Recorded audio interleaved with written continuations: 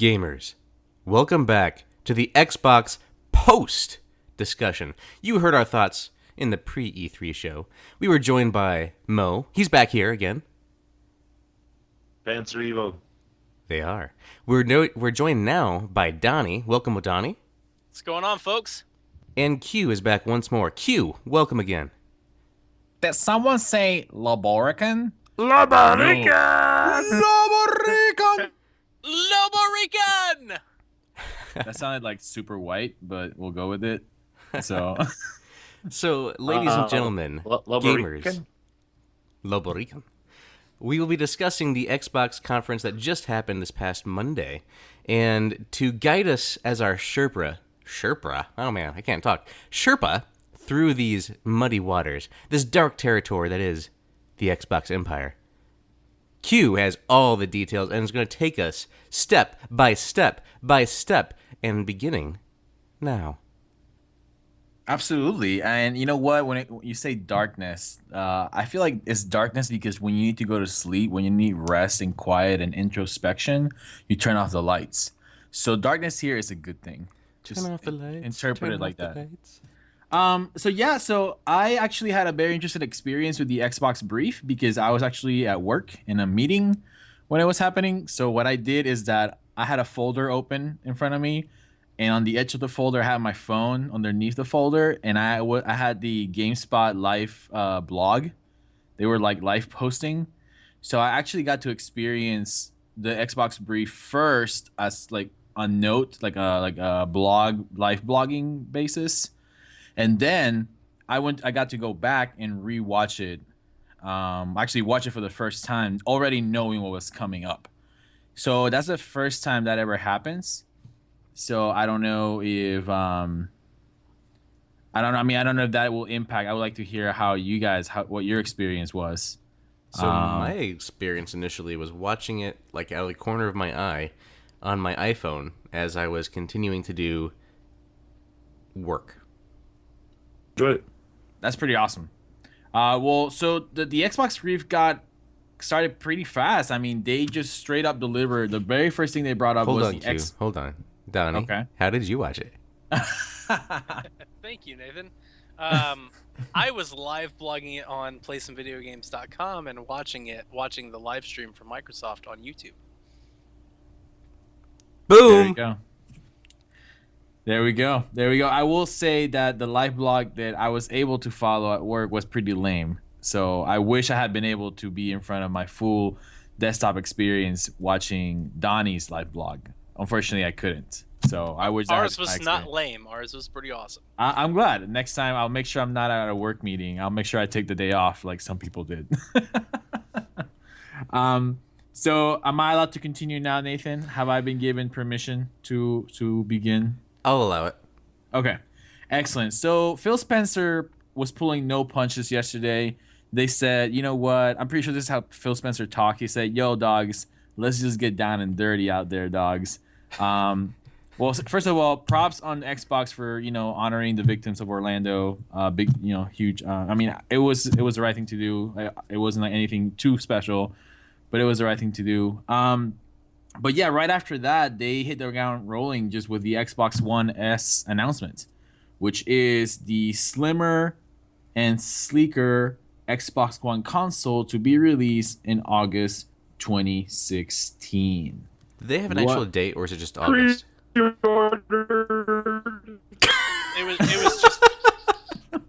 It was just August, Nathan. Okay. It was just August. They did give out some details. Obviously, slimmer. It will be 40% smaller than the current Xbox One. It will contain a 2 terabyte internal HD. I don't know if that is like the standard or if there'll be different models that can. There's different models. So there it are starts, different models. There's a smaller hard drive model too, isn't there 1 terabyte as well? There's a 500 for $299, and then there for $350 is 1 terabyte, and then for $399 is 2 terabyte. That's the one I got. Also, it contains an infrared blaster. I'm guessing that is for any type of add-ons that you want to use. Like, I guess, like, is that for the controllers? I'm guessing. Isn't that how the controllers? I think it's actually for Scorpio because when that comes out, I think Mo has a theory about how the IR Blaster is actually going to be the input device for Scorpio. It's going to be. It's going to be on the side. I feel it. It also announced that it can run at 4K Ultra Going down HD. It runs with HDR gaming, and it comes with the brand new optimized Xbox One controller, which looks pretty freaking cool. I mean, they upgraded like the texture of the back of it. It's supposed to be like a much better design. It's somewhere between the current Xbox One controller and the Elite. That's what I was reading online. Is So Xbox trying to kick Scott in the face? Did anybody else notice that? Hey, Mo. I don't know if you've ever had a Scuff controller. I just want you to know. Yes. You're breaking up just a little bit, buddy. I can't help myself. I get so excited. So go ahead and restate your question. Let's see if we can catch it this time. I was saying, did anybody else notice that Xbox is trying to kick Scuff in the face? Scuff? Oh, I don't know. Scuff controllers. I didn't take it that way. They keep churning out controllers. Like, the Elite's better than any Scuff controller I've ever owned, and I've had 3 now. And I love it. And now they keep this new they're being able to customize your own controllers. You know what I mean? Like, they have all these things they're doing, which are kind of taking that Scuff route they used to have, but now making like mainstream. Well, the customized controllers, like they also mentioned like something called the Xbox Controller Design Lab, which is something else. We can talk about that later on, but like the new Xbox One S, which I call it the Xbox One Super. That's what I call it. I call it the sexy. You call it the sexy. Ooh, that's so much better because it has that white sleek feel to it. Oh, you're right, man. It's the Xbox One Sexy. Oh, dang it. The X1 Sexy? X1 Sexy. Nathan has a total side career in marketing. So yeah, what are your thoughts on the Xbox One S? To be honest, like personally, I'm really excited for it because it's way smaller than the Xbox One. But does that mean anything to you? You missed the most important part, guys. No more power brick. No more power brick. That's true. No more power brick. That is correct. It's built into the Xbox now. I'm jacked only because like I just got done packing my Xbox One Elite in my suitcase to travel with me to Montana tomorrow, and that's a pain in the butt to pack. So that's why I'm kind of jacked. A little more travel friendly. Are you ready, Mo? Well, I'm sure we'll get to it later. Never mind. The smaller form factor doesn't do much for me. What was that, Donnie? Can you state your intelligent statement instead of what just happened? The smaller form factor doesn't do much for me. No power brick is a bonus. I'm really interested in the whole venting option that they've got going on with all the holes in the casing going on around it. On one end, I think it's neat and different. On the other hand, I think it's weird and odd. I don't really know how to feel about that right yet until I see it kind of with my own eyes. Well, I mean, the thoughts is the comments coming from Xbox is that it will run better than the current Xbox One, and for me, that shows that it's not just smaller, but it's also just a better running machine. I mean, they've taken the last 2 years of the Xbox One and managed to improve the hardware. So for me, that's honestly to be completely honest, when come August, I'll probably turn in my Xbox and try to. And I'll probably get like the 1 TB or the 2 TB Xbox One Sexy. I thought about doing that, but I looked it up just before we potted. Right now, GameStop's giving you $100 trade-in on your current Xbox One. I'm still gonna go for it because I don't know. Like for me, I'm not one of those guys who owns every console out there. Like I know Donnie, like you own like your Wii U and you have a PS4, you have an Xbox One. I own my Xbox One, I have a decent laptop, and I have my 3DS. So for me, like this is the one console that I really invest on, and I am more than happy to make up the difference because I'm not spending money on all the other stuff. I'm not like putting out money on like the other systems, if that makes sense. So sure. So for someone like me, I guess it appeals to me. I was gonna read an article I found on I think Polygon about like who is this console built for. and I didn't even read it, which I guess why did I mention that? I don't know. But it's interesting that like they're asking, well, who is this console for? And I'm like, honestly, it's for. I feel like in my cases, I want a better Xbox One. Like I like the Xbox One, but I feel like in 2 years with the advances in technology that we have, we can definitely build a better Xbox One. And I'm willing to put out the $200 that I need for it once I turn in my or $250 that I for it. So yeah, I'm excited for it, and it looks sexy as hell. Sorry, I don't know if we're allowed to say that, but on the podcast, but I just did. So deal with it, Kevin. So the Xbox One S, I mean, that was the very first announcement. They went straight into it. What do you think about that? Did you like opening up with that? Like legit, after Phil Spencer had his little introduction about Orlando, they went right into that trailer for the Xbox One Sexy. So did that work for you guys? Were you surprised that it was just right off the bat? Do you think that they just wanted to get that out of the way so they could talk about the games? Were you surprised? I think it was great. Yeah, I mean, we've all heard it rumored for a long time. We've expected it. They did it last gen with the Slim model, and why not? Let's kick off the show with the hardware. Let's get it out. I did hear some boos in the crowd, which I thought was interesting. We'll come back to that statement later on because their show really kind of turned that around. But I thought it was great. Let's come right out of the gate swinging. We got this new Xbox One. It runs a little better. It's a little sleeker. It's a little smaller, and let's get it going. So go ahead. Go. No. LOBORICAAAANNN. Mo, I can feel that you have something good to say. Mo, you're my say first. it. You're my first before I'm your first. So Okay. you go All right. first. I've coached football for almost 8 years now, and anytime you can score a touch on the first drive, you do it. Like Oh, it deflates the other team. Uh-huh. And in this situation, you come out and go, "This is our big dog. We might as well start with it and show it off a little bit, let you see what it looks like." The 4K thing is the thing that kind of got me hype. I know not a lot of people are on that 4K trip. I just bought a 4K TV, and knowing that come August, I get to plug in this brand new system right in that TV and see the pretty graphics. I'm ready to go. Well, 4K is just going to be on video right now. It's Yeah. not 4K gaming. I know. Okay, just making sure you knew. That's the He's down really for fancy 4K videos, right? Netflix. Yeah. Aren't those the fancy ones that you can buy? Can't you buy those on DVD or Yeah, something? on Blu-ray, you Yeah. can buy the 4K Blu-rays. Yeah, that's what I'm talking about. Okay, It will be pretty.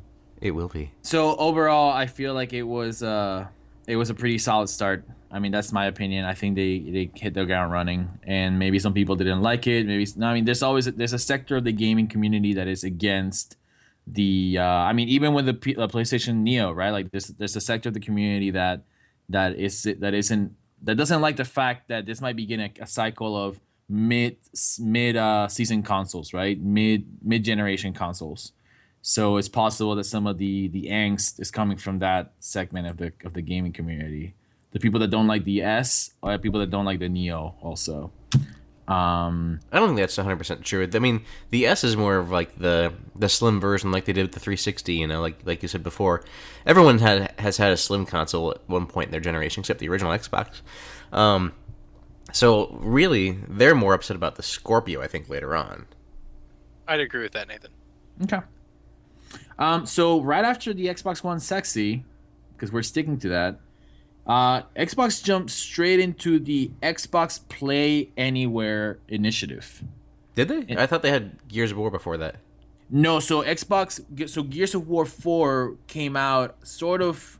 Rod Ferguson came out on stage, and he obviously talked about Gears of War 4, but he also talked about Gears of War 4 in addition to talking about Xbox Play Anywhere. And I feel like Xbox Play Anywhere was this constant brief throughout the entire brief. They kept bringing it up. Xbox Play Anywhere, Xbox Play Anywhere. You can play this everywhere. You know, you get this game, you can play it on your console and your PC.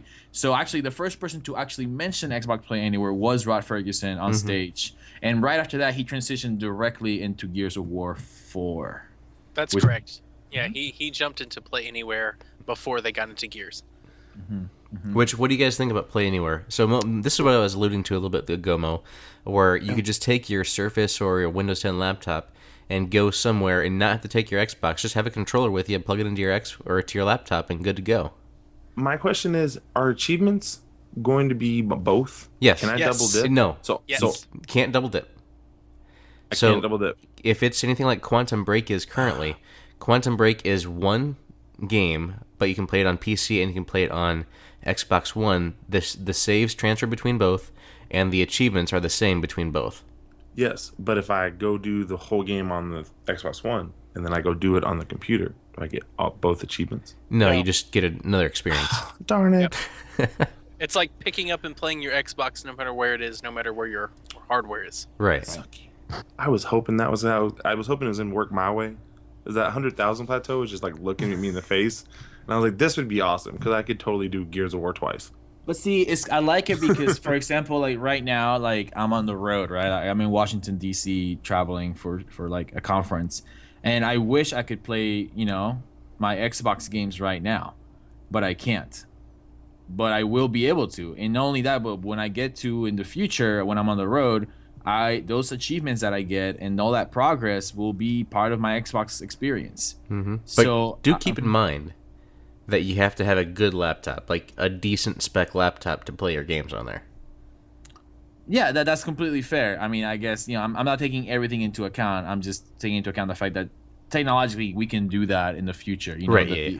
And the fact that if you own it on Xbox One, you also own it on PC, which is huge. That is a big deal. And the crossplay component of Xbox Play Anywhere, the fact that you can play, like we mentioned a couple of podcasts ago how the new Halos are going to come out on PC, right? So, or at least that was the rumor that we are pretty sure is true.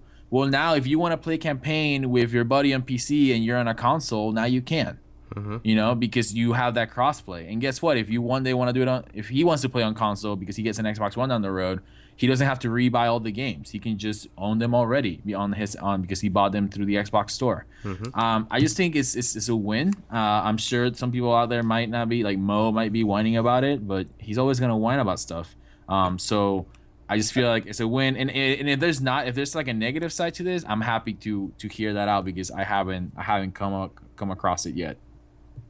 Well, the negative side is that the Xbox hardware as a product is losing exclusives and losing reason to buy it. Now, this is what I asked for in our little what do we want from Microsoft at E3. I was really hoping that this would happen because I have a pretty decent spec laptop that should be able to run most Xbox One games, and I'm ecstatic that when I go on the road, when I go to work, when I go to a conference, that I can still connect to my Xbox community via my laptop and play those games.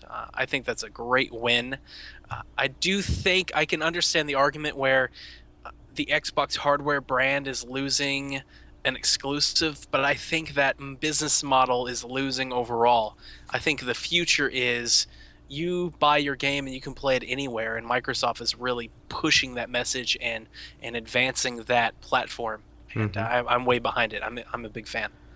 Yeah, I think it's a good initiative too, because if you are like many people who buy digital games, right? That's all they buy is digital games now. If they all of a sudden decide, oh hey, I need to sell my Xbox, but I still have a PC, you can still continue playing those games with all your friends. And then one day when they are able to get an Xbox again, they get an Xbox and they're back to playing their stuff on the TV. Because you're always going to get people that want the console experience. Like me, I have a PC that's Windows 10 that's actually pretty beefy with a pretty good graphics card, and I can run a lot of games on high-end settings. I don't, because I prefer sitting back on the couch or my chair in the big screen TV and just chilling, I don't. When I'm at a desk, I usually feel like I need to work. So to help create that separation and just completely immerse myself in a different experience, that's where I go to the console side. That has been the argument that I've brought up for a long time. I feel like console gamers are going to continue to be console gamers. This whole blending into the PC or cross-play or cross-buy thing that has console gamers worried, I just don't see it as being a thing. I have, like I mentioned, I have a pretty good beefy PC. I have a Steam library full of games that I've never played. Why? I don't like playing them on my PC. I tried, I got into it, I bought some games, I hooked up my controller, my 360 controller. It's not what I like to do. Would I play a game on my PC, like remotely, if that's what I had available to me? Yeah, I would.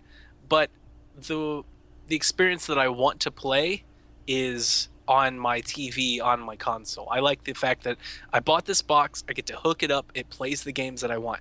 Now, this PC cross-play, cross-buy thing, yeah, that's cool. It's a cool remote function of, it's an add-on. If I'm not near my TV, I can play it, and that's a bonus to me, and I really like that. And to people that just have PCs, then they get to take advantage of these games, and that's a huge win for Microsoft. But I'm not selling my Xbox just because, they made the games available over on Windows 10. I mean, in the Xbox podcast that we recorded maybe 2 or 3 weeks ago, we talked about how, at least I mentioned how, like, maybe for a while PC gamers have felt a little bit distant from the Microsoft brand and from Xbox. And I feel like in many ways this is like a salute to PC gamers. It's like, hey, by the way, like some of you have not been wanting to buy an Xbox. Well, now you can reconnect to that Xbox Live community that you were part of when you played on Xbox 360. Because I mean, I have a lot of friends who said, I was on Xbox Live. I loved Xbox Live. I loved the community that was there, but I don't want to buy an Xbox One. So it seems to me like in many ways the crossplay, the Xbox Play Anywhere initiative is a way of saying you can now come back to the Xbox Live community that you loved and you were part of. And you can now, but you don't have to buy an Xbox One. You can just be part of that community, and we're connecting you through crossplay. Right, and I like that, especially so for the mindset of someone like Jason Lacey, who's a fellow podcast member of this here little thing you're listening to, and also Fluxapost. Hey, Jason. He's a PC gamer. He hasn't had an Xbox since 360. But, we've always talked to like, man, I wish you could play with me on PC, or I've played on PC with him before, but I would prefer to play on my Xbox, as we know. So now this is going to mean, hey, we can play games like Gears together. We can go through the campaign. And it was noted on Gears specifically, and this will probably be consistent with other games, it's the co-op modes that are crossplay. The adversarial modes where you're competing against each other, PC obviously will have a clear advantage in input. So for now, it's just the stuff we are working together. That's just something to note too. In time, they may have games that have successfully pulled off the console controller versus mouse and keyboard type scenario, but I mean, any mouse and keyboard that goes up against any controller is facing a difficulty gap that's not necessarily easy to close. But anyway, I don't know if this is a good transition, Nathan, but I will say that they did announce that campaign, multiplayer, and horde mode for Gears of War 4 will be crossplay. Right, so co-op and campaign and horde mode. No, and multiplayer. But they mentioned multiplayer separate from horde mode, and I wonder if they meant like competitive multiplayer. I didn't get the multiplayer thing in my notes that I had in our live blog. I thought they specifically said all co-op modes and horde mode supports crossplay. That's right. That's what I got too. Okay, I'll make sure to check that. I wrote that in my notes. I don't know. Maybe I was wrong. So okay, but I mean, is this a good transition to the Gears of War 4 campaign preview that we got? Yeah, go for it. I know, Donnie, you were pretty excited about this too. Oh boy, that game looks amazing. Go ahead, get your thank you.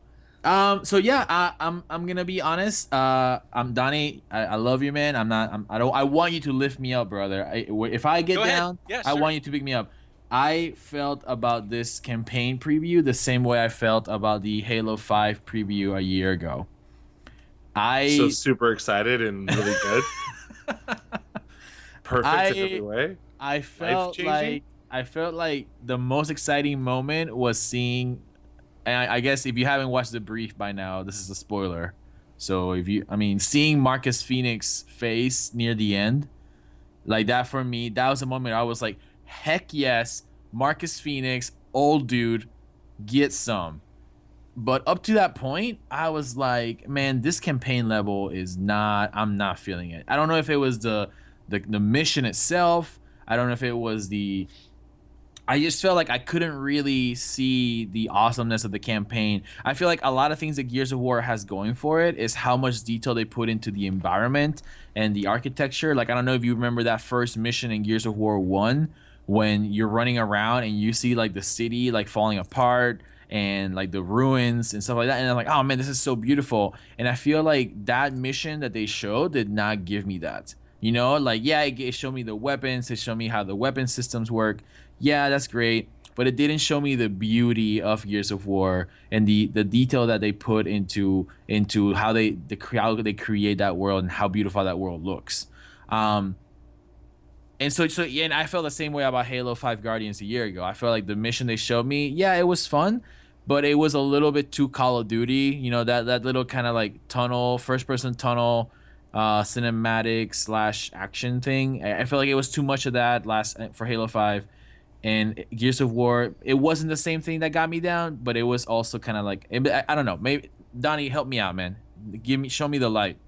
I can only say that I disagree with you, Q. Okay. I'm sorry to say that, but man, I loved this demo. I pre-ordered the game. I can't wait to play Gears 4 on my Xbox One. This is one of the reasons I decided to upgrade my 360s to the Xbox One, and I'm really glad I did. I mean, dude, there's a freaking saw blade launcher that they got going on in this game. The thing that I liked about it most, to speak to what you felt like you didn't have, was the environments. I thought it was dark, but it was colorful. It kind of reminded me of how Bloodborne looks, like a Dark Souls. Like I mean, obviously a lot of the game takes place at night, although they did confirm that there are, levels in the daytime, which we have yet to see. But everything is dark. There's a lot of shadows, but even in the shadows, the moonlight, the stars, fluorescent lights on the ceiling, they all bounce off of the environment. There's a lot of reds, there's a lot of purples, there's a lot of pinks. It kind of reminded me of that original Gears experience, where I played Gears 1, 2, and 3. I haven't played Judgment yet. One of the things that I'm really interested to know is, do I need to play and finish Judgment before Gears 4 comes? However, but I mean, it reminded me of Gears 1. It looks like it's going back to that horror vibe, that, tense horror genre shooter, that cover-based shooter mechanic, and everything that they showed. To be honest with you, I think when it comes to trailers, Gears 4 might be game of the show for me. I mean, it's definitely in the top 3. I loved it. I was sitting there just watching it. All the weapons, again, that saw blade launcher, that's the one that really sticks out in my mind. I was like, there's no way he is literally just shooting saw blades. But even that scene where all those monsters were coming down the rooftops in the moonlight, and I was like, yes, this is what I signed up for. This is the Gears that I remember and loved. I can't wait to play it again. Pre-order, purchase that day. I'm super excited. Wow.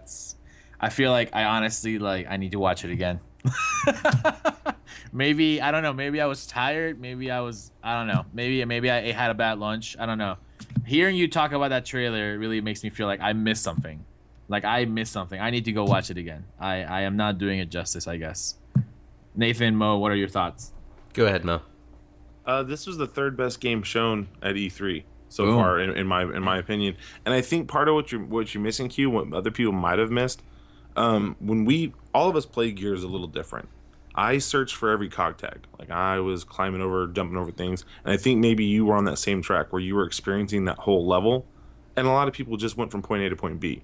And so the experience you and I maybe had is going to be different than other people. But when I'm looking at it, I kept looking at, can I go explore over there? And when I play this, what am I going to do? Not, this is what they're doing. Does that make sense? So I really enjoyed it. I thought it was great. I'm really jacked. And I got hype the same moment you did. When I saw my boy Marquee Mark pop up, I started flexing. I'm jumping around. Kids are getting hype with me. It was a good moment. So. And for me, it was... I've only played the first Gears, and I haven't even gone back and played the remastered version, really? Or 2, or 3, or Judgment. I have them all. What's your problem? Do you hate freedom? Yeah, I do. I'm sorry. God, I like oppression. Hey, and... before Nathan continues, what's your guys' favorite Gears game? Oh God, 3. Those are fighting words, dude. 3. I think 3. I agree with Mo. 3 is my favorite. 3. De facto, I'm going to say 1. Nice. So, I mean, for me, honestly, I would play Gears if I had somebody to play with, right? Because people who want to go through a campaign, it's built for campaign. Let's play now. I'll take you up on that because I do want to go through them and play them again at some point. But the reason I really enjoyed the first one is because I played with buddies. All the time, I was always just co-oping because it's such a fun game to do co-op in. single player was okay, but co-op for me was where Gears was at. But with 2 and 3, I was just really busy, and Judgment came out, and I never even played it. Like, I got it for free for something. I don't remember why, and now I got the limited edition one, or not the limited edition, the remake. So at one point we need to play through it, and I want to understand more behind the whole Gears lore. But I mean, for me, just looking in from my perspective now, it looked pretty, and I definitely appreciate the way that it renders the lighting and everything in that game. It looks really technically good. There's a little bit of corniness in the writing. I don't know if that's par for the course in Gears. It is. Okay. Yeah. So I was just like, when she picks up the guy and it's like, oh, you need to pick me up or something like that. I'm like, seriously? Dude, it is a dude bro shooter. You're gonna get a lot of dude bro comments. Okay. If anything, like Marcus Phoenix is the antithesis. Oh wow, to like Master Chief. Master Chief is the stoic warrior. Marcus Phoenix is the. Yeah, I mean, he's just Marcus Phoenix. Dude bro. He's the dude bro. He's the bro warrior. The bro. Yeah, exactly. I didn't get to say my favorite Gears of War. The one that blew my mind away was obviously Gears of War 1. I thought it was the most beautiful thing I ever seen. When I went to a friend's house to play it, or to watch him play it, I guess for the first few minutes, I was like, oh my god, this is the most beautiful campaign level I've ever seen. Which one had the Mad World commercial? Gears 1, I think. Yeah, I think so. That commercial still is effective to this day. Yeah. And Gears 1, I mean, LOBORICAAAANNN, you were absolutely correct. Gears 1 had that moment. When you first booted up Gears 1, you were like, wow, this is something I've never seen before. But in my opinion, Gears 3, with the story that took place up until then and the conclusion, and then the polish, Gears 3 was the best experience of that. And I would have to, and I know these are fighting words, but I like Gears of War Judgment because they changed some mechanic. They took, if you ask Rod Ferguson, he was in an interview. They asked him, "Hey, what's up with Gears of War Judgment?" He's like, "Honestly, we tried to do things that were different because we thought because we wanted to. Like, it's almost like they said we felt like they were the right thing to do, and some people didn't like them." And that's okay, but we wanted to experiment with the gameplay, and it fit me. I enjoy. I would have to go back and see all the things that they changed from GAU 3 to Judgment. But Nathan, we're gonna have to play Gears of War 2 and 3 with you and try to get you that killer instinct. Boom, transition. Well done. Got him. LOBORICAAANNN. On that note, Killer Instinct Season 3 is coming up.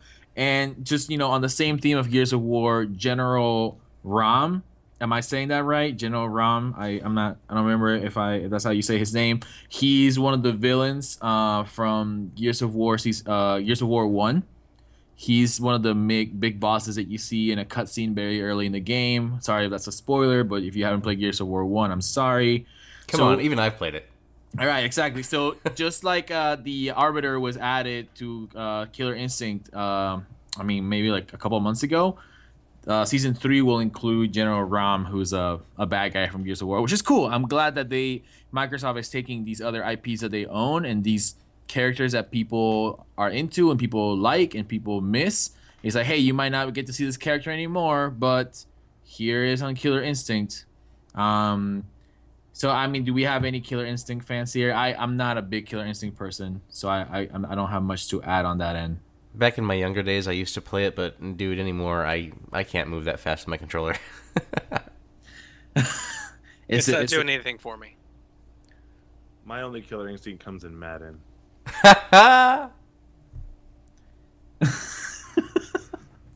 I don't know what to say to that. That's just ridiculous. That means he likes to play Killer Instinct with a shotgun on an arm. What?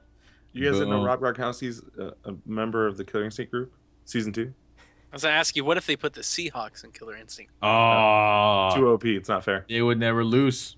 Is there a bear in Killer Instinct at this point? They should put Russell Wilson in Killer Instinct. But then he would be like, you might not see him on the screen because he's so short. He'd be like Ant-Man. Too soon.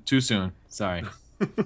Along the Killer Instinct thoughts, Donnie, did you also pre-order the Gears of War theme Elite controller? Because that thing looked pretty intense. I thought about it. I might. I doubt it, but I thought about it. I looked it up. We'll go that far. I looked it up. How much is it? It looks really good. It's just the Elite controller for me, guys. It's just way too expensive for a controller. I don't know if I'll ever get over that. Controller he'll ever use. It might be, and even if it is, even if I was to come to that conclusion with you, it's still too expensive for me to go. Walk down this road with me, Donnie. Okay. Walk down this road with me. Walk this way. So, are we gonna have to pay for that song now since we used it? So, I was thinking about this the other day, right? You know, because it is a pricey controller at $150, but how many hours do you use that controller? See, It's not 150. It's 199. The issue is It's like not Mo just 150. makes it worse. It's not $199. Yeah, it is. I pre-ordered it. Oh, the regular Elite controller is not one. Oh, yeah, no.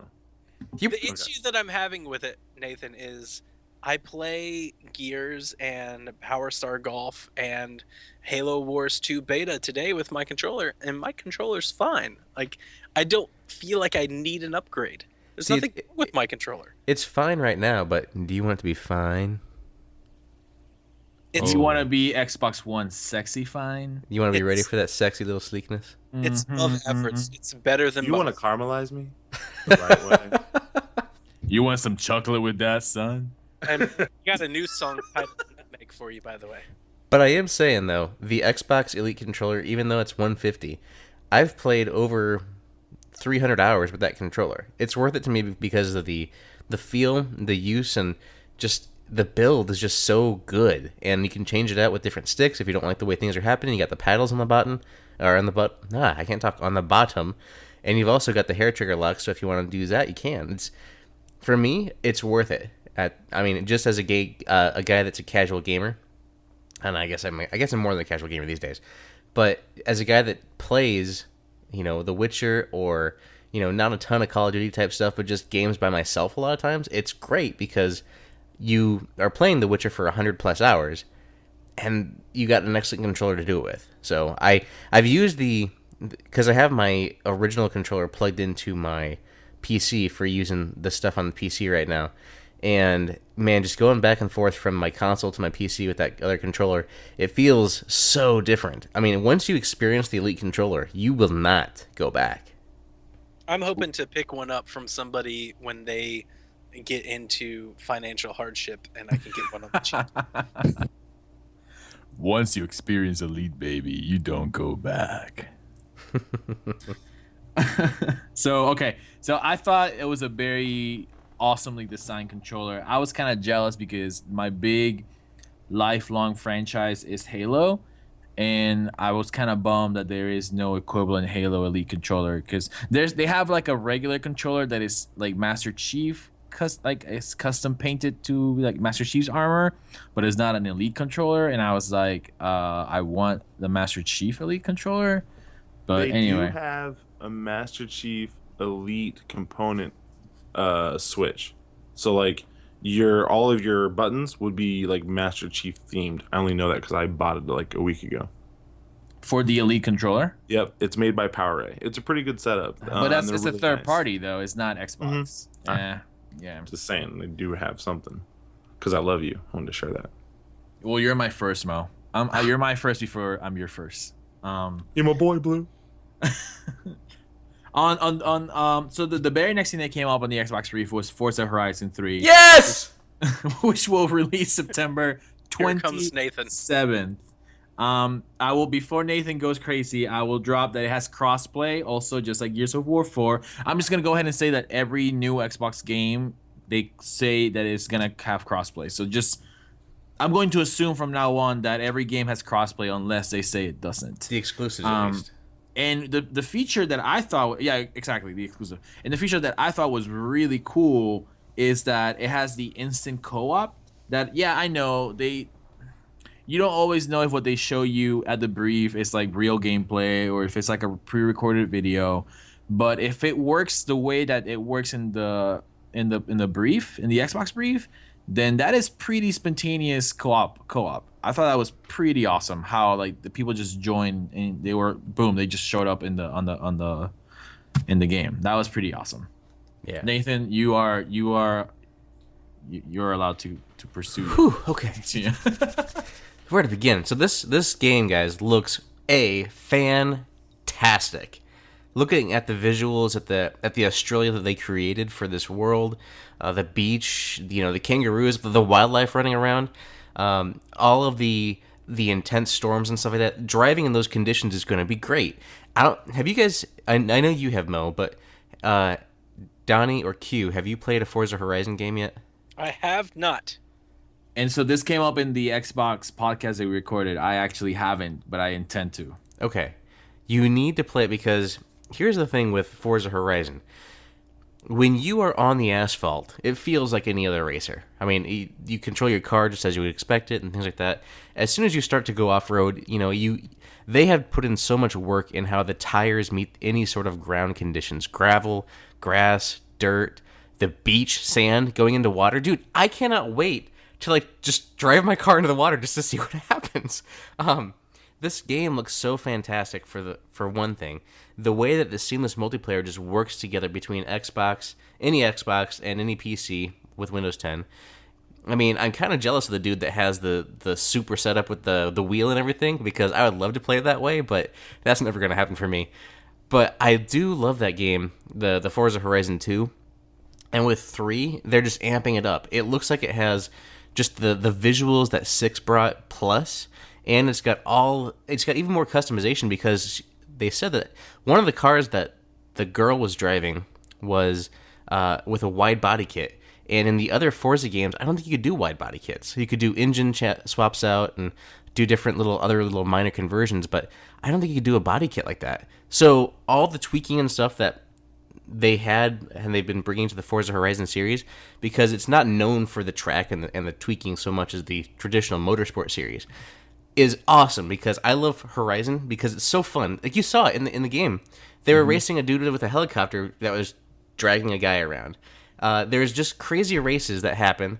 You can do crazy flips and stuff during races, even though you don't have to. You saw the guy in the buggy do it in the showing. But dude, I'm just so excited for this game. It's coming out in September, and I'm super stoked for it. Mo, I know you gotta have thoughts too. I love the Forza games, all of them, and the Horizon series is probably the best. It really is. It's the off-world part, and just what you were just saying, like when your tires hit the dirt, it's a completely different race than it is if you're jumping in on the pavement. And you'll watch people making mistakes going, oh, I'm going to do this 900S race wearing my Lambo, and I'm in a Jeep Wrangler, and I smoke you. Because you don't understand that I'm going to traverse this map in a way you can't. And now I get to do it with sand involved. Like, I'm sorry. Like, take my money. Take all of it.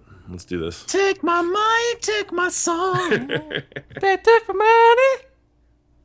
I don't know if that's the same song. I just went with It is. I was just laughing too hard to get my words out. But I'm super stoked about Forza Horizon. I mean, I could keep on talking about it, but it seems nobody cares about car games. Because I was talking to people on Twitter today, and they were like, I was like, dude, have you guys even checked out Forza Horizon? You're going to give it a chance? I'm like, not really. I'm not into racing games. And I'm just like, seriously? Racing games are so fun.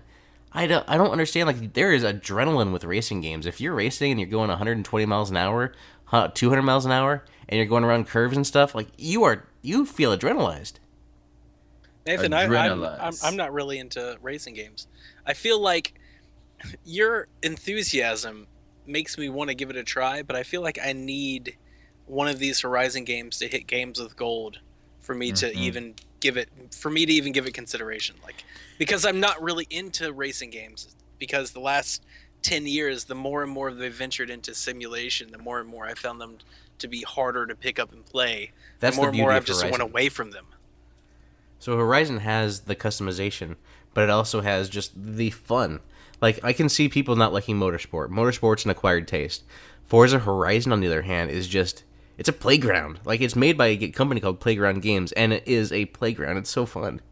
But just so you know, there is a sale going on right now. I think you can get the Ultimate Edition of Forza Horizon 2, which has all the content. I think it's $25 right now on sale on Xbox Live. But you can also get Fast and Furious Forza Horizon 2 game for super cheap. I forget what the price was, but I think we talked about that, Q, last time when we did the pre-show. Yeah, I think you're right. And honestly, like, I'm kind of with Donnie. Like, I mean, this might be the sale that I need, but I would be really encouraged to play a Forza if it's on Games with Gold. You know, that would be really awesome. That would work for me. Yeah, throw me last year's edition. Let me give it a try, and then maybe I buy Forza 3. But it looks beautiful. I mean, it looks gorgeous, and I was impressed. It does look great, and it's in Aussie land.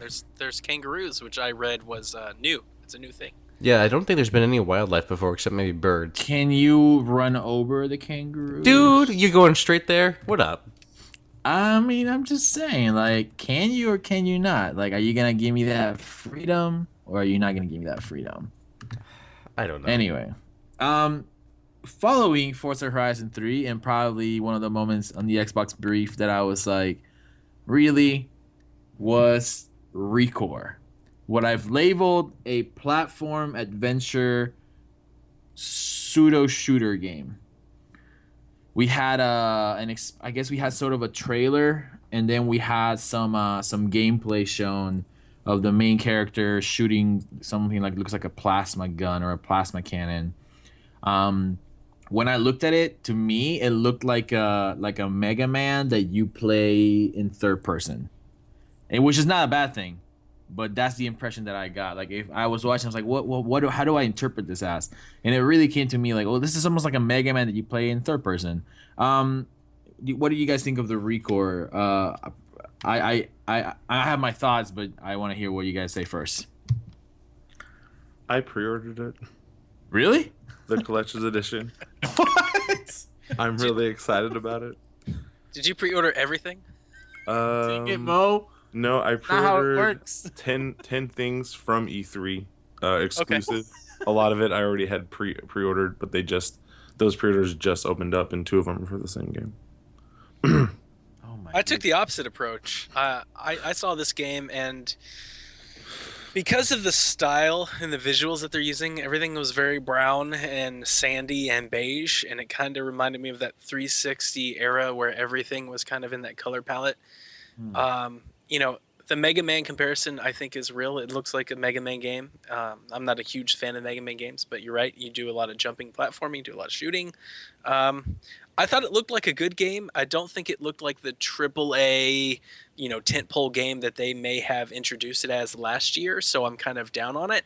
It looks like a fun game, but I wouldn't buy it new. Like, that's one of those games where I look at it and go, if I can get it with Games and Gold, if I can get it on the cheap, if I can get it used, I'll give it a try. But I'm not in any rush to go get it day one. Would you get it for $39.99? I might get it for $29.99. Because it's coming out at $39.99. So I read that, but on Amazon it's still listed $59.99. So I was interested to get some clarification on that, because as a budget title at $39.99, it is way more appealing than $69.99. I know it's only $20, but $20 matters a lot because you're comparing it against other things that are $60. So I just checked Amazon, and I hope you noticed that there was no clicking involved. It's $39.99. Don't check the price for the collector's edition, please. Just let's ignore that. I already did. Collector's edition. No, I said don't. Mo, we need to get you into an anonymous group. We need to get you some help. Are you serious, Mo? Did you really spend shut $180? Yes. You don't even know this game. You have no. It's like proposing to a girl on the second date. You have no idea what you're getting into. It's already been done. Let's not talk about it. Right? You can take the ring back. I don't want to. I'm excited for that sweet hand-painted statue. Oh my god! Literally keeping Inafune in a job. You were literally just like buying his lunch for a week. Single-handedly paying for his healthcare. Okay, I'll give you. I don't know if everybody has gone, but these are my thoughts. We had a little theatrical trailer last year, It looked really cool. I liked it. I was into it. I expected more from this E3. I wanted to see like more. I wanted to see a more flushed. I wanted to see what we got from Gears of War. To be honest, I wanted to see a campaign mission that showed me how does this game work. What are the game mechanics? And I know we saw some of it, but we didn't see enough, in my opinion. And also, I'm cautious because why is this game $40? You know why is it $40? Like this is a new IP. I mean, are they trying are they trying to prevent the mistake they made with Sunset Overdrive? Are they trying to kind of like ease people into a new IP? Like is this kind of like the new Xbox approach to new IP? Say, hey, we know this is a new product. We know you never played this before. We're gonna offer to you for $40 Maybe instead of is there Ratchet and Clank? No. I think more or less they realized what they had, and they priced it appropriately. So you think so is the price based on the amount of content, or is it based on the quality of the game? What do you think It's based on the quality of the game and the competition. I mean, there's a lot of games, and we'll get into them on other podcasts that we've got coming out this week. There's a lot of games coming. This game doesn't stand at the top of that list. So how do you get people to buy it? Drop the price. And what I'm really I don't get this game, and I don't get the decisions that I mean, if Mo likes it, I mean that's awesome. I want it to be good. At $40, actually I may buy it. I mean, it comes around my birthday. Like I may be like, you know what, I'll buy it, I'll check it out. It comes out September 2016. At least that's the Amazon release date. That just seems like that seems like kill zone for like any new IP that you're trying to get it to succeed. Like when you think about like the new IPs that we got this year, we got Overwatch in May, we got Battleborn in April, we got obviously those are the two big ones in my mind. I'm trying to think of other stuff that came out this spring.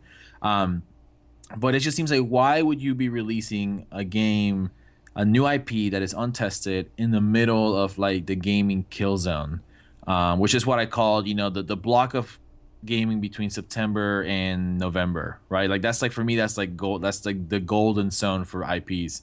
Any idea why they're releasing in September? Like for me, that's what's bothering me the most. I will bet you a chicken taco right now gets pushed back to that Dying Light stage. So what was that, January? Yeah, I mean, anytime in the spring, honestly, like it's kind of dead zone. Like there's not a lot of stuff coming out. I'll take that bet, Mo. I'll take that bet. You'll take that chicken taco. I feel like it gets pushed back. I have a question. You'll be giving me one because it's gonna get pushed back. Is it a chicken taco from like Taco Bell, which is basically eating like sandpaper, or is it a taco from like a nice restaurant? Yes, because those are the same things. It's a nice taco. And yeah, I'll take that bet. It's coming in September, and it's priced adequately. Okay. All right. Fair enough. Nathan, did you talk about Recore? I don't know if we shut you out or not. I mean, I don't really have a ton of thoughts on it. I'm looking forward to see what it is when it comes out. I'm open-minded. I don't have a closed mind or anything. I'm ready for it whenever it comes out. I mean, I won't be getting it day one because, it's not... I'm not buying any games at that point in time, but I'll be interested to see how it's received. I believe that Gamescom, which is the big E3 in the European E3, basically happens in August, and Xbox over the last couple of years has had a very big presence at Gamescom.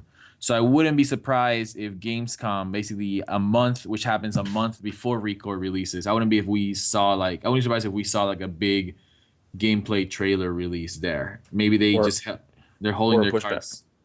Or a pushback. I don't know if they would announce that at Gamescom, though. I feel like that's not the place to announce that your team is lagging behind or something. I don't know. So moving on from Recore, something that surprised me, and I may have caught other people off guard, was the Final Fantasy 15 debut, I guess. I mean, it was the first time we ever seen gameplay, and it actually happened on the Xbox stage. It's not the first time I saw gameplay. First time I saw gameplay was at the Final Fantasy 15 event, I believe. That was really? Greg, right? That's correct. You're right. Okay. But it's the first time we saw it on Xbox. That's Right. also correct. So yes, I'll be honest. I'll confess my sins. I never played a Final Fantasy game. Amen. I'm with you there. So, Donnie, I'm guessing this is your turf, right? Well, it's not my turf. I'm not a huge Final Fantasy fan, but I have played them. I am accustomed to the series, and it's great that they got this on stage. It fills a void that Xbox totally needs to hit more on. They lack games that appeal to the Japanese market. Obviously, I mean, it's an American company, it's a Western-based console. All their marketing and everything is kind of geared towards that, and you see it in the sales numbers not only in Japan and China but also in Europe. So I think having something like this on their stage, getting some brand awareness will, it can only help. The demo looked great. It looked very Shadow of the Colossus. The Titan that was waging battle was huge. I'm just not really on the Final Fantasy 15 bandwagon. The demo was not what I would consider good. I don't want to play as a boy band. There's a lot of it has nothing to do with Xbox. It's just more or less this game isn't the game that I want Final Fantasy to be, and judging by everything that's in the market, it's not something that I'm going to rush out and get. But again, before I turn it over to Nathan, I was never really the diehard Final Fantasy. I played the good Final Fantasies and I skipped the bad ones. Well, this one looks like a good one. At least outside of this demo, it looks good because, like you, I didn't like the way that this demo was presented. I don't know what it was about it, but I mean, honestly, I feel a little less excited about a Final Fantasy 15 after E3 because seeing it on the different coverages that I've seen on it so far in E3 make me just be like, man, something about it just doesn't seems boring. It doesn't necessarily seem boring. No, I agree, Donnie. I was bored. Like, that battle sequence lasted forever, and I was like, oh my god, like, when do they beat the boss? I was like, a whole lot of dodging going on. Yeah. And I was like, no, I completely agree. That's the best way to describe it. I was bored.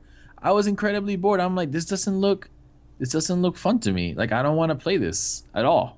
I would have much rather that Square Enix, if they had anything from Square on their stage, I would much rather it would have been Deus Ex. Agreed. Yeah, for sure. Because there was no exclusive content or anything announced for it, right? It's just they were on the stage. Nope, they were just saying, hey, we have Final Fantasy coming out this year, and you get to play it. Thanks. Goodbye. So I moving on from Final Fantasy and the sadness that I suffered through that battle sequence. It wasn't that bad. No, I was about to skip it. I was about to remember I watched it I watched the recording, and I was like, all right, so how long does this last? The very next thing that came up on the Xbox stage was The Division. What?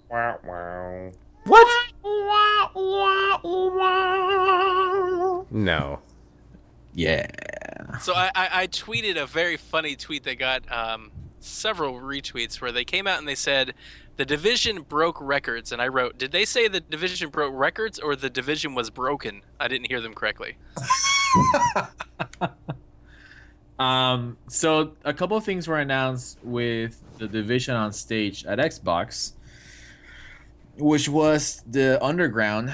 That's what they were advertising, the Underground element. I guess it's like an expansion or something that's coming up, and it's randomly generated missions, whatever that means.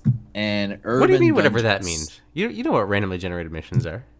I mean, I know what randomly and generated and missions is defined in the dictionary as, but I don't know what Ubisoft means. I'm sorry, Ubisoft means when they talk about randomly generated missions. So basically it means you go in a level, and if you played it before, it's not going to be the same. There's going to be different locations, different enemies, stronger enemies, weaker enemies, whatever it could be. Maybe no enemies in where you thought they would be at all. It's just going to be different, so you can't anticipate where people are going to be. Yep, infinite loops. Yeah. I mean, okay. I mean, cool. I mean, I appreciate that. That doesn't sound like something to brag about at E3. I don't know. I mean, this game is on a downward spiral, and every time there's a news release about it, it just seems to be like, catching more on fire, but not in the good way, but like in the, spontaneous human combustion way. So I don't know. I mean, I don't know. Nathan, I know you like this game. This game, I don't know, man. I dropped out of it pretty hard. So. And Nathan loves this game. I'm excited to hear what you have to say. I mean, It looks good, the content. I mean, I'll go back in and play it. I have the expansion pass for it, so when it comes out, I'll go check it out. I think Mo, you still have the game, right? I do. And here's the thing, I love the game. Like, I have a blast playing it, but I'm done with it. Like, I don't know if I'll go back. And they've yet to give me a hook. If they would give me a Call of Duty style multiplayer that I could really dive into, I would be jacked because I love my equipment. I love my gear.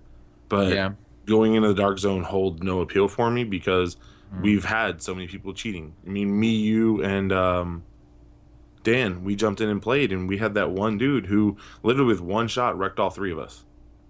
And how is he in the same game as us? How is his gear on the same level if he's killing us all in one shot? We're not that bad at players.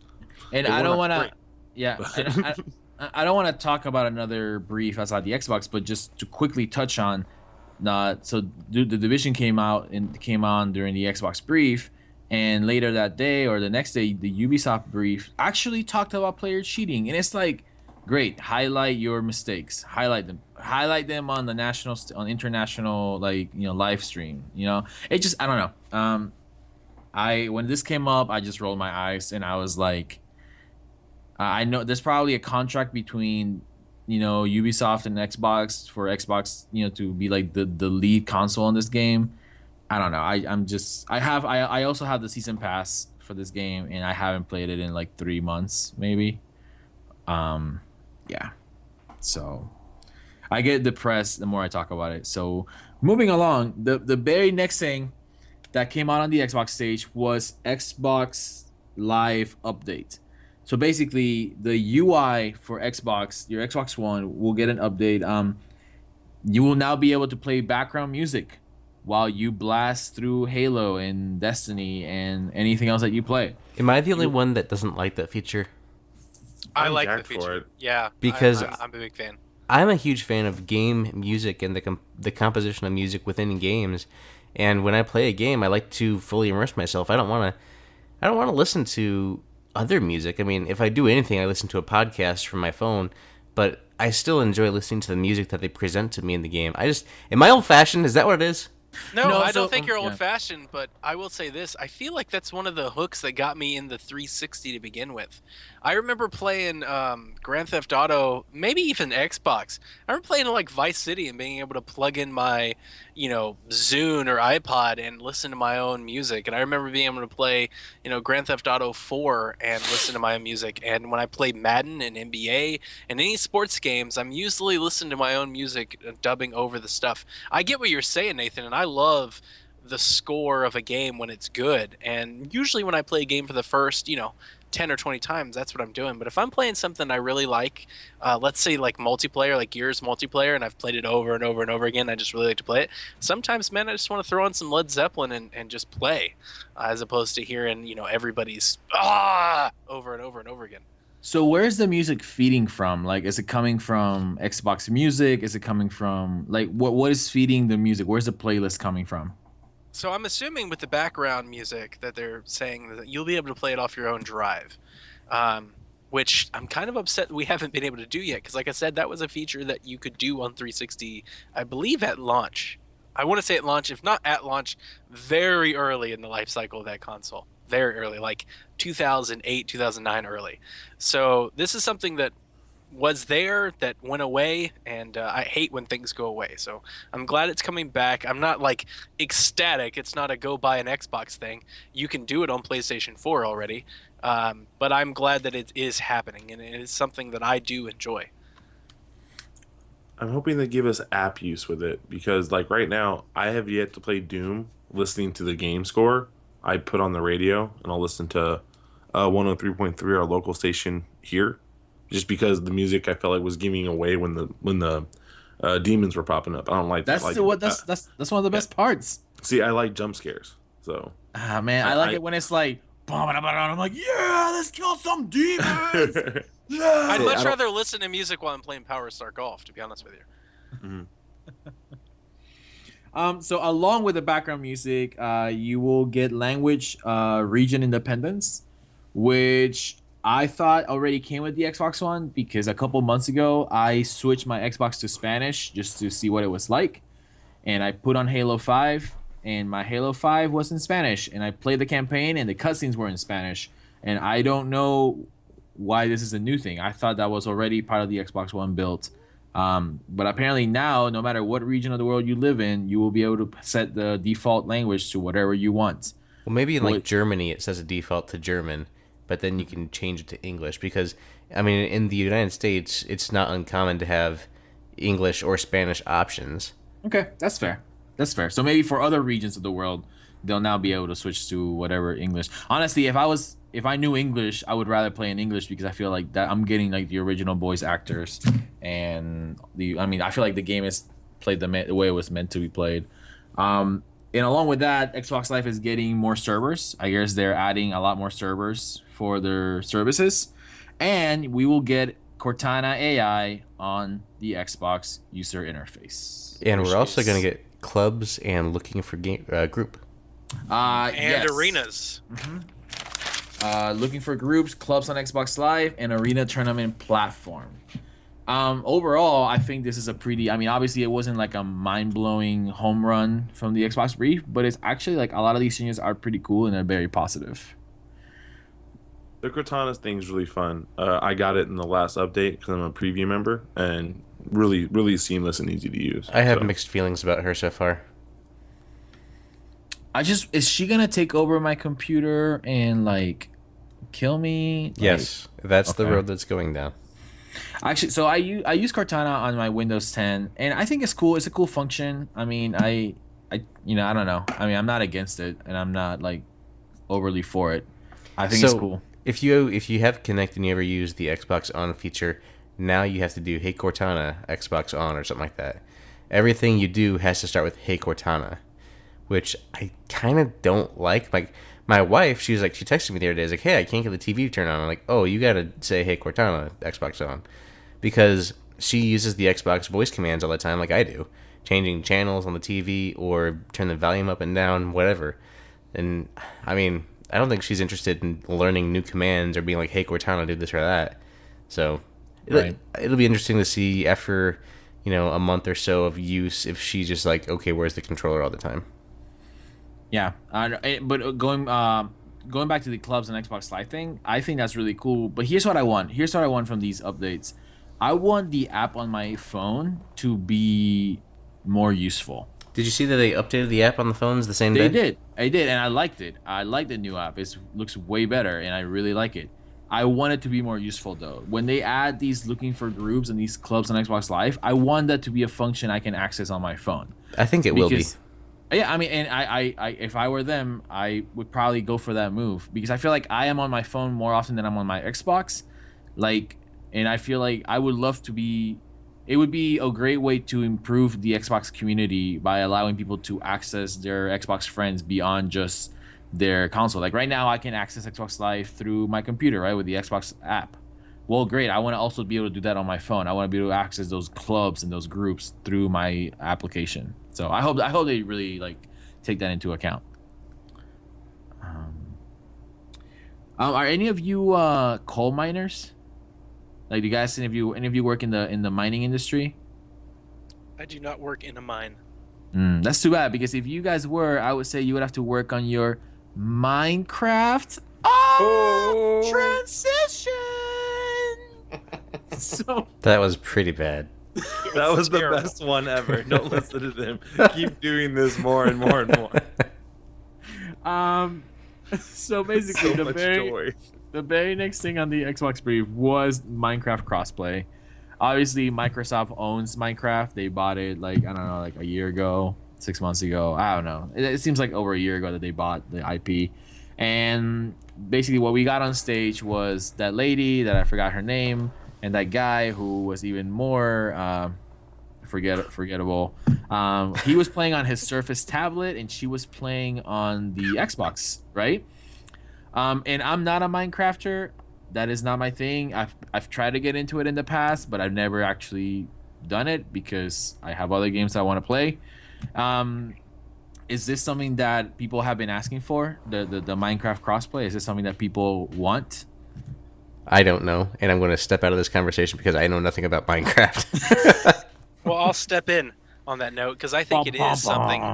I've got 2 children, and both of my kids love Minecraft, as all kids love Minecraft, and their love for Minecraft has got me even into Minecraft. And I wouldn't say I love it, but I will admit that I have booted up Minecraft and lost myself for hours just walking around breaking stuff. I mean, that game is very addictive. It's hard to get into. There's a lot to it. It's so simple, but it's so much fun, and they're so deep that you can just play. It's very relaxing. And you know, these kids, they play Minecraft, and there's kids playing on iPads, and they're playing on Android tablets, they're playing on Xboxes, they're playing 360s. Most of them are playing on computers. My son has a cousin who plays mostly on computer. He's 12. He literally runs his own Minecraft server and dedicated website as a 12-year-old for him and his friends to get together and do Minecraft. And he does YouTube videos about these giant scale Minecraft things. My son can never do that. But if my son can connect to him and go play with him in his world, my 5-year-old son would have a blast, because this 12-year-old has built way more than my 5-year-old son could probably ever do, because this is the game he plays all the time, and my kid's not that into Minecraft. But if he could run around his world and break his houses and, you know, just give him some hell for, 20 minutes or so, my son would go crazy about it. We've got Minecraft on PlayStation, on Xbox, on Wii U, and PC, because it's so cheap. Most times you can buy it, $5-10 depending on the platform. We've got it on everything, and my son just kind of travels from platform to platform, whatever he's in the mood to play. And the idea that he could stand up his own realm, which seems to be the tag that they're using for the server, and visit that realm no matter what he's on. I mean, this ties back into Microsoft's core message, your game anywhere you want to play it. And I thought it was very exciting. I'm excited for Minecraft. And before I cut it loose, they also announced a city texture pack for Xbox and PC users or Windows 10 users. And I tell you, when I first saw that, I thought to myself immediately, SimCity's dead. Because these people are going to take that and they're going to build their own SimCity in Minecraft. And the tools that are available in Minecraft with that City Textures pack just dominate what SimCity has to offer. My opinion. So, I have friends that have kids who I ask them, hey, do you guys play video games? And they're like, yeah. And I'm like, oh, sweet. And I'm expecting them to say like Pokemon or like Skylanders. No, they play Minecraft. Not only do they play Minecraft all the time. So I totally get what you're saying, Donnie. Like, kids everywhere, like, they don't do anything except play Minecraft nowadays. This is what the Chinese are catching up to us. So, no, I mean, I think it's cool. I think it's really cool. I don't understand the whole mechanics of the game. And I thought that you could already, like, cross-play, sort of. But maybe I was wrong. Maybe I misunderstood what the game was capable of. Most kids play on PC, and you can invite your friends to your server on PC. If you have the PC version, you can stand up your own server and have like a private community. But you can't do that cross Xbox, cross PC, cross Wii U, cross PlayStation, cross Android or mobile. And it looks like now you can. That's or soon awesome. You'll be able to. Yeah, I mean, that's great. And according to the announcement, which I mean, I wasn't into it. It wasn't for me, but I was paying attention. They're gonna allow as many platforms as they want on this like crossplay issue. So it seems like, I don't know what the PlayStation Minecraft relationship is, but it seems like that this could be one of the first games that where PlayStation and Xbox and PC gamers could all be in the same place at the same time. It very much seems like Microsoft is letting Mojang continue to be Mojang, even though they own them. And let's not forget, they announced that Minecraft's getting VR support. Which, to be honest with you, I think is one of the best uses of VR I've seen to date. Absolutely. On that transition point, I would like to say that the Xbox controller design lab rocked my world, because what I'm going to do is that I'm going to custom order my own Xbox controller in red and black. And at the very bottom of it, it's going to read one thing and one thing alone. LOBORICAAAANNN! That is totally happening. And the day that Xbox controller gets shipped into my house, I'm going to lose my brains. So I am really excited. And I it's not a huge announcement, but I thought it was really cool that they are willing to let you customize your own controller and order your own custom built controller. I think that is pretty freaking cool. I think it is a huge announcement. Any other thoughts on the Xbox customized controllers? I think it's cool. Yeah, I mean, there's no negative side to it, right? It's almost like oh, great, more customization options. I mean, how can you be against that? Over 8 million options, right? 8 million. I don't know about. Did you say 8 million or 8 billion? I meant million with an M, but I mean I got like a cold thing going on, so it could have sounded like a B with a billion. So either way, 8 million ways to customize your Xbox controller. Over 8 options. So the very next part of the Xbox brief was actually ID at Xbox, which, if you're familiar with it, it's if you're not familiar with it, is basically the way in which Xbox tries to include independent games and indie studios. And it seems like they have a decent number of games coming on ID at Xbox over the next year. There was one game that really caught my eye. It was called Shadow Tactics. I haven't looked it up much more, but it seemed like it had like a Diablo feel to it. And I love Diablo, and I love that kind of game type. So I'm really looking forward to this game. I hope it is Diablo-like. I hope it's still unique in its own way.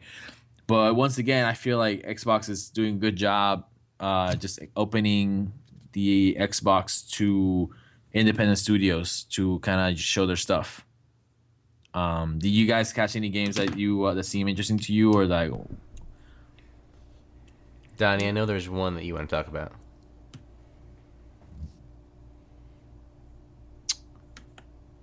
Hello? Maybe he doesn't want to talk about it. Oh, So he hates you, Nate. I'm sorry. probably. You go first, bud. So for me, I like the Cuphead. Cuphead was good. Obviously, that's something we've seen before, though. But I mean, there were so many that they showed in that short little bit of time. I mean, they obviously had Inside that they also included in the ID at Xbox, and then I think Donnie's back now, so I'll let him talk about. I'm pretty sure his favorite game of show. Yeah, we happy few.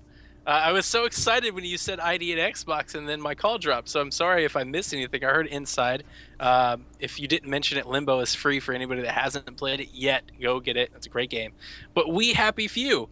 My must-have game of show, the game that I mentioned on your pre-E3 podcast, that's the game I wanted. I feel like I've been driving this bandwagon since it was unveiled. And to be honest with you, this was the reason why, or not the reason why, but this was the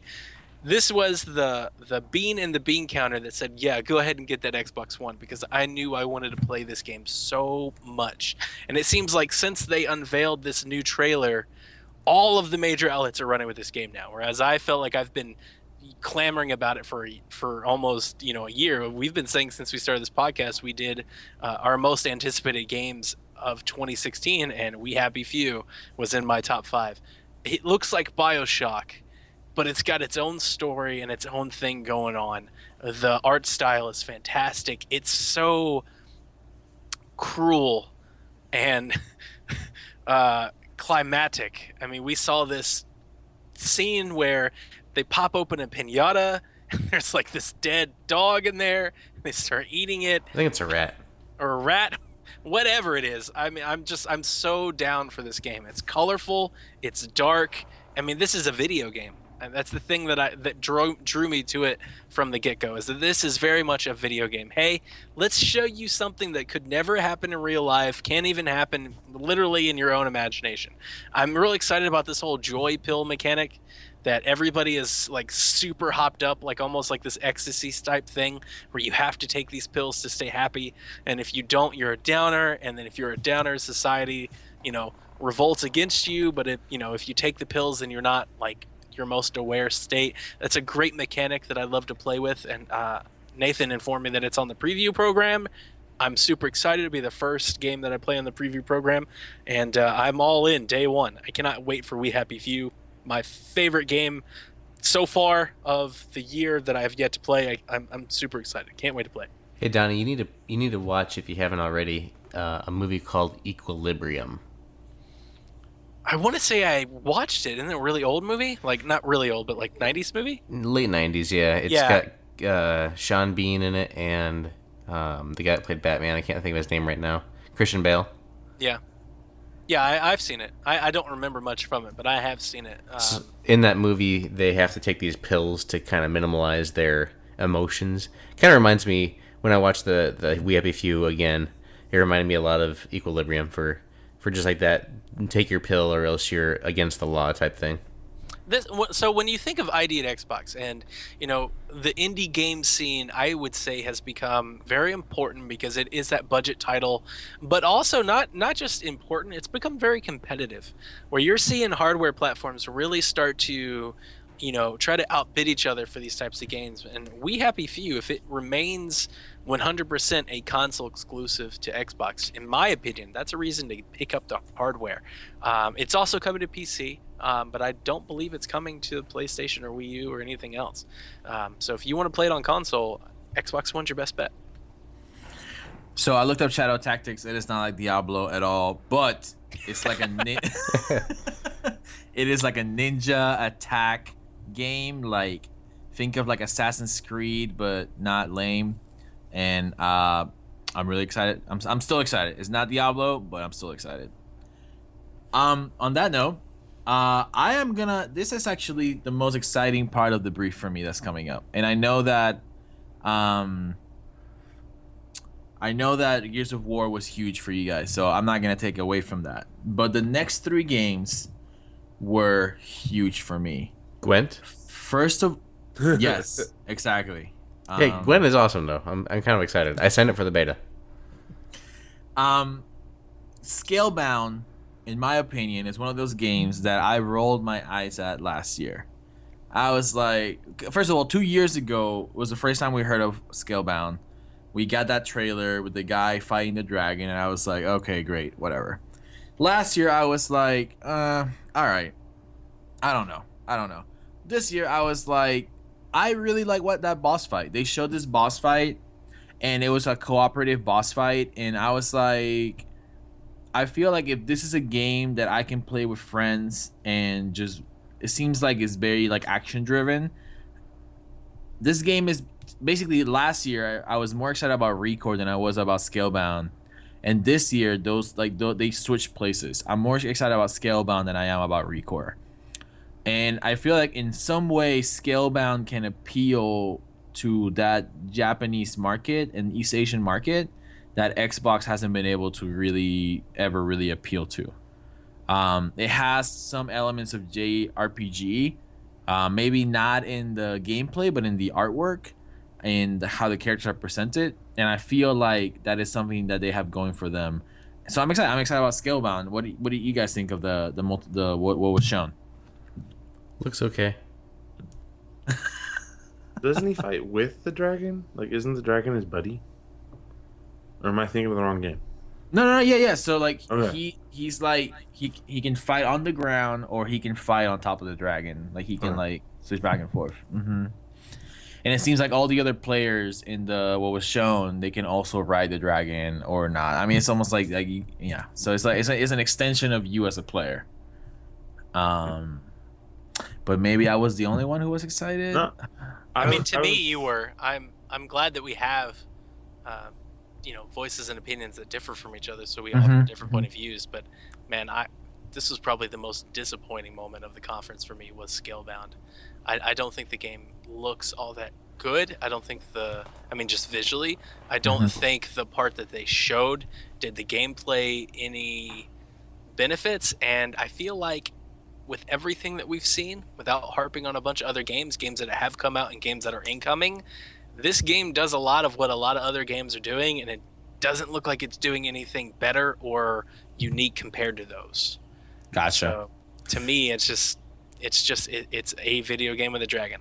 Yeah, I agree to the extent that if this game came out, I don't know what the release date is, but if this game came out with other games, it would not be like the first game that I go by.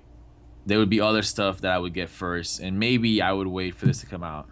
And this comes out December 29th, 2017. So we have Whoa. a year and a half, 2 years. So this game is gonna go through a 4th E3. Yay. Dang. Gosh. I think that's a placeholder date. Are you looking think at so? Amazon? If you're Yeah. looking at Amazon, I think that's a placeholder date. I think that game comes Okay. out Q1, Q2, 2017. They did not announce it, but I can't. I know that Amazon, if you're just looking at Amazon, they put those placeholders in a It's true. lot. Yeah, you're right. And, You're right. I don't think that game is that far out. I think it's coming 2017, Q1, Q2. If Okay, I had to that's put fair. my bet on it. That's fair. Nathan, Mo. Q, I'm actually on your side with this one because I'm super jacked. Just because I love the buddy pet games. You know, Fable 2. Me and my dog, we had a blast. You know, I chose to save the dog over all the seas and let those people die. I was like, nah, see y'all, deuces. Y'all, nope. Me and puppy gonna go chill. We got some cash in our wallet. We're fine. Is that why you pre-ordered the 180 Recore because of the puppet robots, the pet robots? Yes. I mean, I love Fable, Mo, but you comparing Fable to Scalebound is a stretch for me, buddy. No way, dude. Pet dragon, you get to roll with. Pet dog, you get to roll with. Both involve rolling. Sign me up. This game has me. If you get your dragon as a baby dragon, you get to evolve it into a bigger dragon. Do you want And then Pokemon? That's exactly Yeah. what I'm like. He just wants to play a Pokemon game. I want to play Charizard in multiple game experiences. Leave me alone. I'm a free man. But it's gonna depend on if this is open world, the interactions with the dragon. Like right now, it's a book that hasn't been opened. We don't know. We know a little bit of what they've shown us in fight scenes, but they've yet to really show us how far that world's gonna go and how big that world's gonna be. There was a game. Hold on, let me find the box art for it. Enslaved that came out for the 360. Not a lot of people played it. I loved it because it had a great set of characters, had a wonderful story, had fun gameplay. Didn't go mainstream.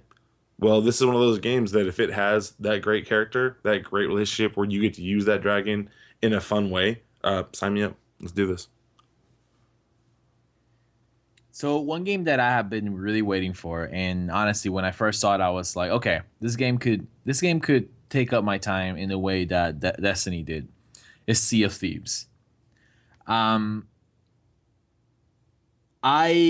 like what I saw because what I saw at the Xbox brief was amazing, but because I feel like the potential that it has for me and my Xbox friends to play on it and to have fun in it I think the potential is huge, and the sky is the limit. I mean, like I don't know. It was really cool to see like a bunch of people. I don't know. Like what really got me excited was when they were exploring the island in the trailer or the video they were showing, and suddenly another ship shows up, which I'm guessing is being manned by like another 5 or 6 players, human players, and they had to run back to their ship to defend themselves from the other like set of human players.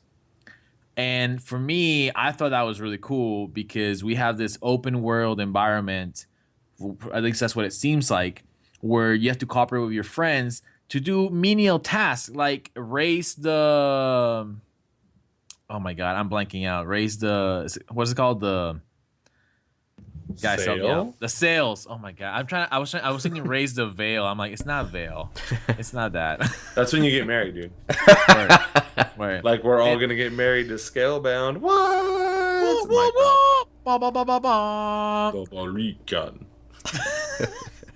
It's like suddenly we go into commercial mode, and it's like. So anyway, Donnie, what did you think about Sea of Thieves, man? So when we were doing the live blog, it reminded me so much of Wind Waker. It was like Wind Waker, the side quest. I really love the art style. It looks like Rare returning to form. I don't think the demo did it any service. It's interesting the way that they showcase the game and what you're doing in it. I kind of want to know, am I doing anything other than shooting other people's pirate ships? Like they showed you walking around, but everything looked very empty. And they showed you sailing, but again, everything looking very empty.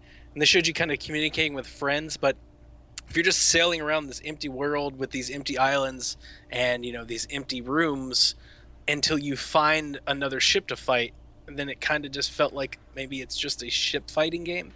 But, the aesthetic is great. The sea shanties are great. I'm just kind of hoping there's more gameplay there. And I think there is. I really do think there is. I don't think that's all that game has to it, because they keep, this is a tentpole kind of game for them right now. It's a different experience that they're offering. It's offering a lot of diversity, and you can definitely tell that Xbox is invested into the experience. So I think there's something else, but I wasn't particularly enamored with everything that they showcased in their little gameplay demo. But I'm open to seeing more. I definitely want to see, what this game has to its hook to bring everybody back together. It's an interesting premise. Mo, did you get the collector's edition? I don't want to talk about it.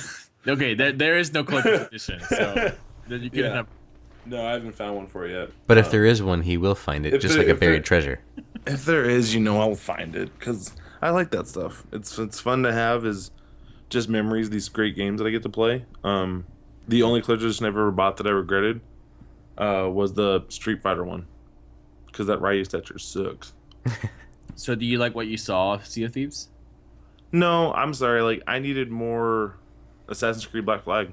Like I need where you get to build up a little town or a little city. I didn't see enough that told me that I really got to do whatever I wanted.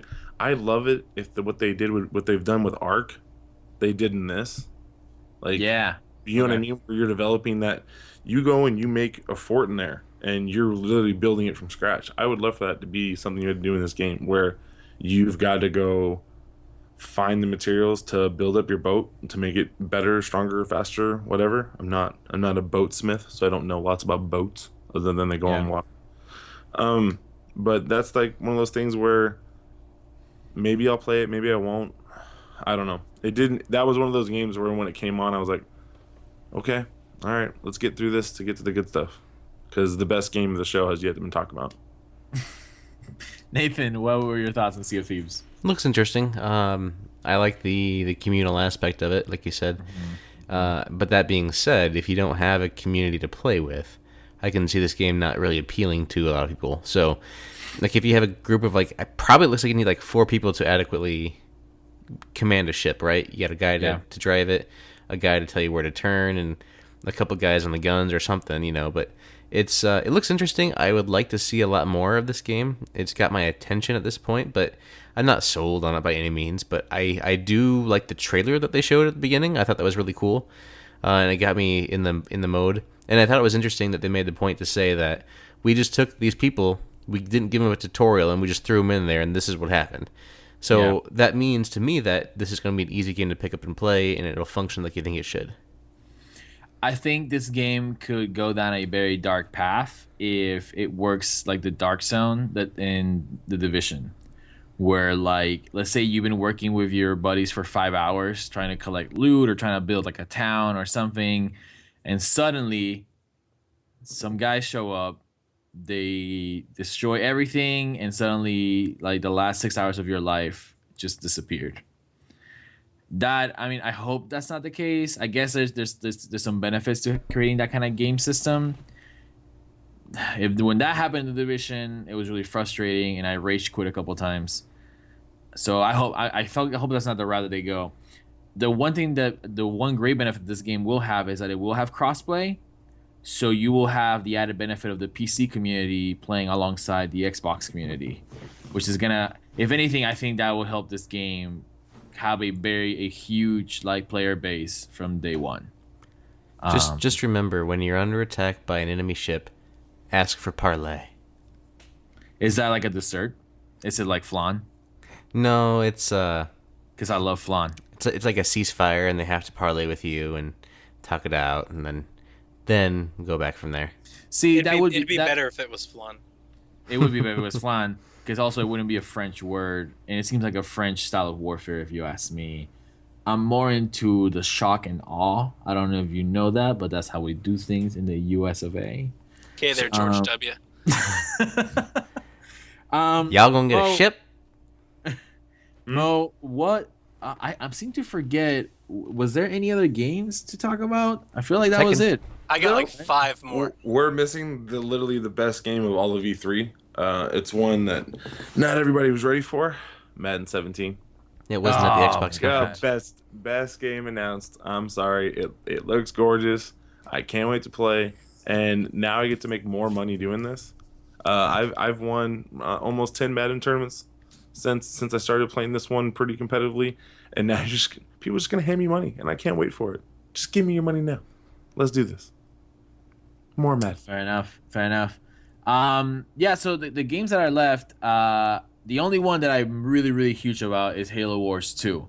Now I know that Dead Rising was also part of the thing, right? Dead Rising 4 coming this holiday. It came on show floor with jingle bells and Christmas in the background. And it looks like it's, they said holiday. It looks like a Christmas title. Yeah. And am I missing a couple? I feel like I'm missing Halo Wars 2, Tekken Dead 7. Rising. Yeah, I was gonna say my Tekken God. 7, Tekken 7. and 7. did you guys talk about Gwent? Mentioned it briefly in passing. Yeah. Okay, and State of Decay 2. Oh, yeah, I which forgot I about felt that. was to be honest with you, I mean, outside of We Happy Few, which is the one I wanted, in terms of what are you looking forward to, I thought State of Decay 2, in terms of the future, was the big title. Do you That guys first one mind? was really fun. Yeah. It's so good. Yeah, it's so good. Do you guys mind talking a little bit about those? Because those are not games that are very well known to me. So if you guys can take off on that, that'd be great. State of Decay, what they did so well was they made death feel like it feels in the Walking Dead TV series and comics. Exactly. when It's you- the real life zombie game. Yep. When you lose somebody, they're gone. Like there's no backseas. You don't get a second chance. You can't rewind it. It's over. Like you lost them, and now you've got to figure out how to survive with what you have left. And that's something in games I think we miss. We miss that permadeath, and we miss how it can affect a story. And they did just such a wonderful job, and the building of the mechanics is really good, and I can't wait to see how they expound upon it in 2. I think they're gonna grow something that's gonna give you that zombie feel, that Minecraft feel, where you're really crafting these awesome things to protect your group, plus a really really intense story, because who's gonna survive? Who dies? Who can you feed? Who gets the medicine? They're just great choices, and really really enjoyable game. Yep, I can only back that up. It is the zombie game that I think everybody wants. When you think about zombies are there's such a trope in video games. Everything has zombies in it, but nothing like this game. State of Decay is like a real life zombie game. It's Dawn of the Dead type zombie stuff, where you literally have to make do with what you got and everything. I just love exploring that game and how terrifying it is to just walk outside. There are very few games that have that, and the new one, the trailer. I mean, let's talk about the new one, not the old one. The new one looks great. Everything that they showed. I mean, aesthetically, it looks really good. It definitely looks like they're utilizing better hardware. So I'm excited to see what new things they bring to that series. I thought it was the best game that we don't know when it's coming. Their future IP, or that next game on the horizon. What about what's the Dead Rising? Right? That's the 3 was a lot of fun. Is that like the open world zombie game? Yeah, but it's kind of it would be like taking The Walking Dead and Sunset Overdrive and putting them into a room and saying, "We need you to come out of here with a baby." Would be how I'd word it, like, because it had some kind of serious moments, but very rarely. But then it had some like epic monster battle destroy things going on at the same time, and so I really enjoyed 1 and 3. I wasn't a big fan of the second rendition, but again, that's just me. Yeah, to me, like, to be honest, like zombie games is something that I've never quite gotten into. I think scary movies as a kid really bothered me, so I feel like I've always avoided like video games that come close to that. I'll be honest, when I played Gears of War 1, you know that scene when you're like in the, I guess it's like the factory at night, and the crawlers come out and they scream really loud. You guys know that scene? Mhm. Yeah. Yeah, that scared the crap out of me as a kid when I was younger. So Nathan, talk to me about Gwent. Gwent's a card game in The Witcher 3 that's really good, that I've put a lot of hours into, and now they're going to have a standalone game, and there's a beta you can sign up for now if you go to playgwent.com. The game itself is coming out, I think, September, somewhere around that time frame, but it just looks like it's a good standalone Gwent game that I will love to check out when the time comes. But the other game that I wanted to talk about, and just for the fact that I think it's kind of cool what they're doing, is Tekken 7. Yeah. So Yeah, with yeah. with the fighting in this game, like it transitioned, and you could see the controls up there when they were having these like kind of cutscene things, but it transitions really seamlessly between the fighting and the cutscenes. So that looks really cool. But the thing I wanted to point out was, so at this conference, Xbox gave away 2 games. The first one we mentioned was Limbo. The second one is Tekken Tag Tournament 2, I think it is. Yeah. And those are both free right now. You can go download them. I think they're both free for a limited time, so hop on it. And they also gave us the beta for Gears of War 2, and I think they gave us something else, didn't they, to download right away? I'm trying to remember what it was. I definitely remember the Halo Wars 2 beta because my Xbox should have it installed back home. I don't remember if there was one more free thing we got. I think there was. Doom. Oh yeah, there was the Doom thing, but that was announced by Bethesda. Oh, I'm Yeah. sorry. That might be what I'm thinking of too. Is the Doom demo that you can go play now? But that Is the- again is a limited thing too.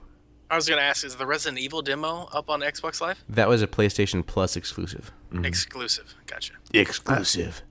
Halo Wars 2 was really fun so far. I had a blast playing. I got Oh, is it? destroyed. I streamed that from the site today, sucks. and I got owned. I had no idea that it was multiplayer only. I was so excited to get into it because I loved Halo Wars, 1, the campaign, and I jumped in. It was like multiplayer only, and I got owned in about 5 minutes because I skipped the tutorials and everything. I was like, all right, we're just gonna get into the game. We're here at placeofvideogames.com. We're here to do some live stream. Let's just get in. And I was like, holy crap, it's this 2v2 multiplayer. Oh man, and I got destroyed in about 5 minutes. Go watch the video. It's very sad. It's probably my most sad gaming moment ever recorded. My That team, is my team awesome. did pretty well today, but I played Halo Wars for a while on when it went to back and pat. So I jumped on that and was playing. It was like a month ago. So I nothing felt too out of the ordinary. So I feel like I had a little advantage. My one thing, the 2 things that I came away from my demo and my pre-thoughts was, in the demo, I really wish I could pull the map back a little bit more. And I was really hoping with their whole everybody's together, we love everybody family message, I was really hoping they'd let me play Halo Wars 2 with my keyboard and mouse. Yeah. I feel like, I haven't played because I've been on the road, and I hope I get to play some when I get back before it comes offline. But real-time strategy games is something that I've never been able to really enjoy with a gamepad. There was that free game. That wasn't a free game. It was like I guess like a mech game. You kind of had this like mech that you could turn into a fighter jet and stuff like that. And you control the Air Assault? spaces. I think Air Assault. There we go. I really loved that game. It was awesome. It was a lot of fun, but I hated the fact that I had to use my gamepad to play it, at least on the Xbox. And I feel like with Halo Wars 2, my enjoyment will be limited by how much I do not get frustrated at using my gamepad. So yeah, I agree with Donnie. I really wish there was a way I could use my mouse and keyboard with it, for sure. Yeah. So, but honestly, like when I watched the trailer for that, the commercial for that game, or whatever you want to call it, the trailer, like the cutscenes, honestly, I almost cried because they were beautiful, and I feel like if the campaign of that game has that kind of level of cutscenes, then it's a Halo experience and storyline that I can come to enjoy a lot, like the original Halo Wars. So I definitely look forward to that. And a lot of people were commenting on Twitter that it actually looks somewhat like StarCraft. It has like a StarCraft-esque feel to it, like the animations and the gameplay. So maybe that's a good thing. Maybe that's something that will work for them, and we'll get a lot of people to jump on.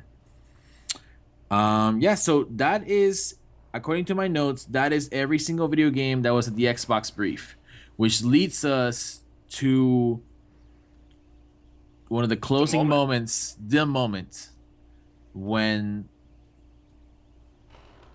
the Xbox Arachnid was, oh my bad, not the Arachnid, the Xbox Scorpio. Project Scorpio. Project Scorpio Arachnid. was hinted, right? I mean, it was pretty vague, right? Like we technically don't know what it is. Peripheral. No, it's not a peripheral, and I Peripheral? don't think it's hinted. Peripheral. I mean, it's a console, right? I mean, it's a console. Nope. Like I'm going down on the ship. You keep going down, Mo. It doesn't make any more along. I mean, You are in not. this Sea of Thieves. You and I will not play Sea of Thieves together. Like, Mo, we're leaving. You're like, no, I'm manning the cannon. We're underwater. I don't care anymore. We're all like level 15 and Mo's like level 2 because he keeps dying and getting demoted. I mean, they're saying this is the most powerful console ever built. They comes out Christmas 2017. What? Okay, this is my thoughts. I am always for new tech. I am always for a better console experience. I don't know how much this is gonna cost. I don't know if I'll be able to afford it. But when I can afford it, I will get myself an Xbox Scorpio. I'm excited. I'm excited for it. Go. You guys, please comment. You want me to go, or you want to go, Nathan? Go ahead, Donnie. All right. I love the messaging, and I love Phil Spencer. I think he has got to be, just the best friend in video gaming right now. I don't think there's anybody that can root for this guy to fail, and I love the conviction that he came out with. Since the announcement, there are certain things that I believe are somewhat to believed, or if not confirmed. Scorpio confirmed 2017. 6 teraflops. I have no idea what the hell that means, but they keep saying it. 6 teraflop GPU, 8-core CPU, true 4K resolution, not upscaled, not video. True 4K resolution, high-end VR support. The quote of the day that I had in our live blog was Phil Spencer saying, "A world without generations. Today marks the beginning of a future where we all can play together without boundaries, where nobody is left behind." This is Microsoft flexing the muscle that only Microsoft knows how to flex. And if they can pull it off, I'm still very, very interested to know if they can.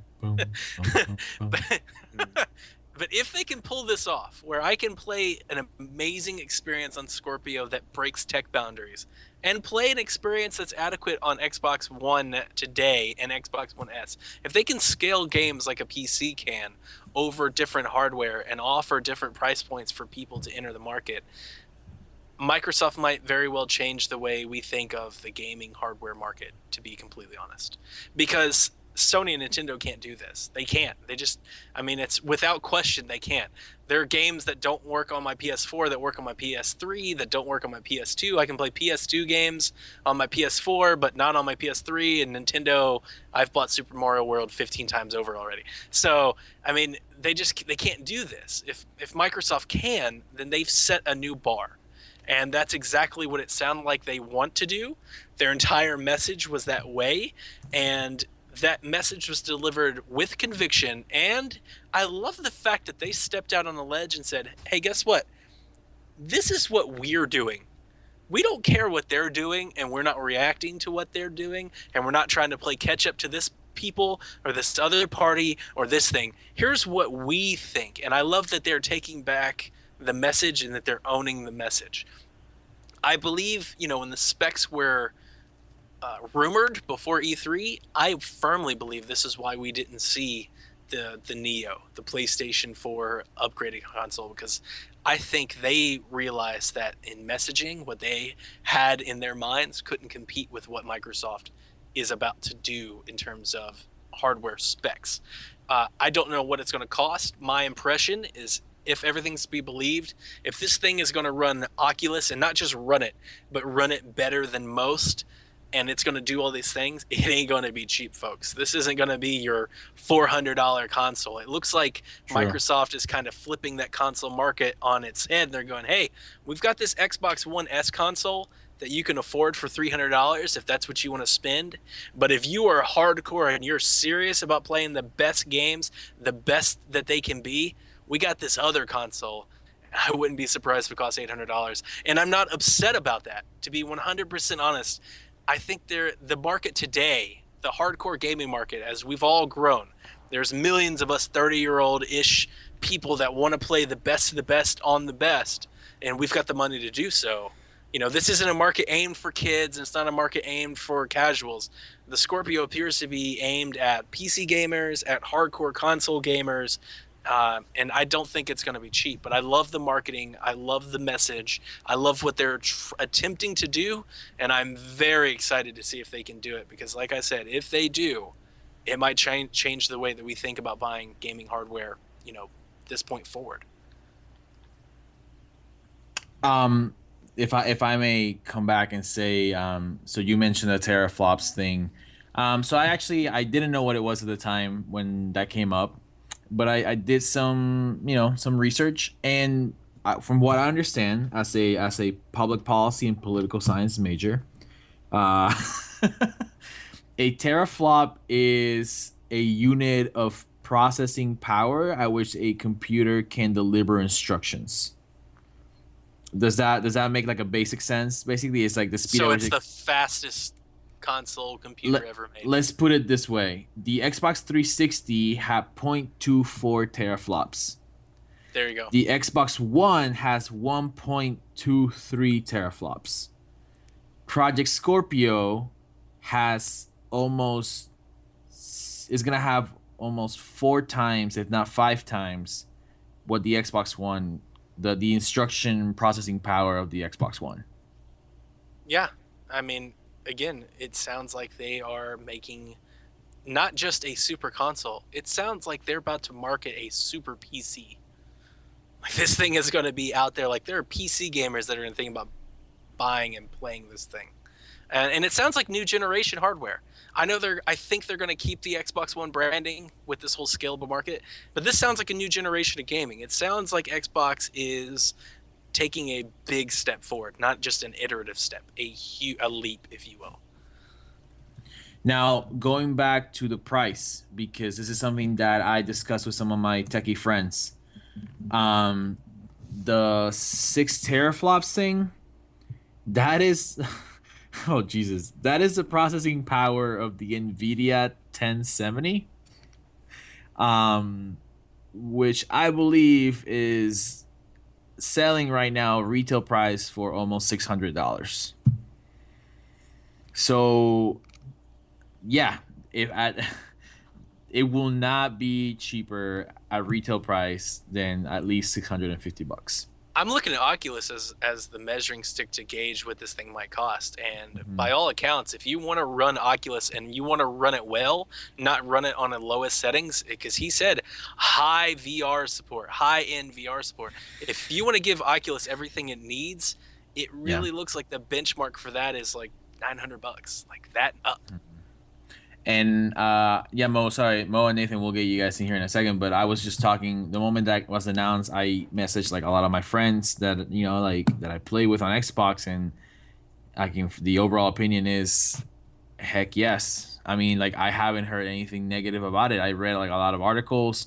I mean, yeah, I'm sure some people out there are angry or they're upset in principle about a new console, but overall it seems like the comments are very positive across the board. Mo and Nathan, what do you guys think? Mo pre-ordered 2. I will probably pre-order 2 to replace the ones I have. All right. I know I've been on Ship Peripheral for a while, and when I saw this live, what popped into my head was there was this really horrible movie made a couple years ago called Draft Day. Oh god! Come on, man! Just man, awful. Really? The reason it was awful was because they tried to tie a love story into it. They didn't need to. The draft stuff was good. Like, I love the football part. It was the tying in the father dying part, tying in the relationship falling. Like, no, the draft stuff was great. And we've all been a sports fan in some way or another. And this is Phil Spencer saying our last number 1 draft pick was a bust because it's losing to Sony. Okay, your number 1 draft pick, the PS4, is killing us. Ours, you know what? It's suitable. It could have maybe turned into a 4, 5, 6 year vet, but we need to get out from underneath this player and into a new one. And I think this is what they're doing with the Slim. They're bringing in a new draft pick at a lower price margin that's gonna help have more, a little more hard drive space, so kids and parents are gonna be able to understand it better. But then they have this big dog coming out that's hopefully not a new system, or I'm gonna feel really stupid because I really was hoping for a peripheral, but they're gonna have this new system coming, and that's them saying we need a new draft pick. We need something new to build behind. And Phil's smart enough to get out from behind bad business. And the way Xbox started was bad. It started poorly, and we're trying to play catch up to Sony's done such a great job because they keep messaging things in a loving way about gamers. And that's what Phil's trying to do. And when I love that, what the quote Donnie brought up, because that's Phil saying, we're going to do what we think's best for gamers, not what we think Sony's going to do, not what we think's going to beat Sony. We're going to do what's best for the game. And that's what this new system is. It's him building something that gives us that beautiful PC look, but hopefully with a control in our hands. So you're saying Microsoft is the Rams when they drafted Sam Bradford? Shut your mouth. They were.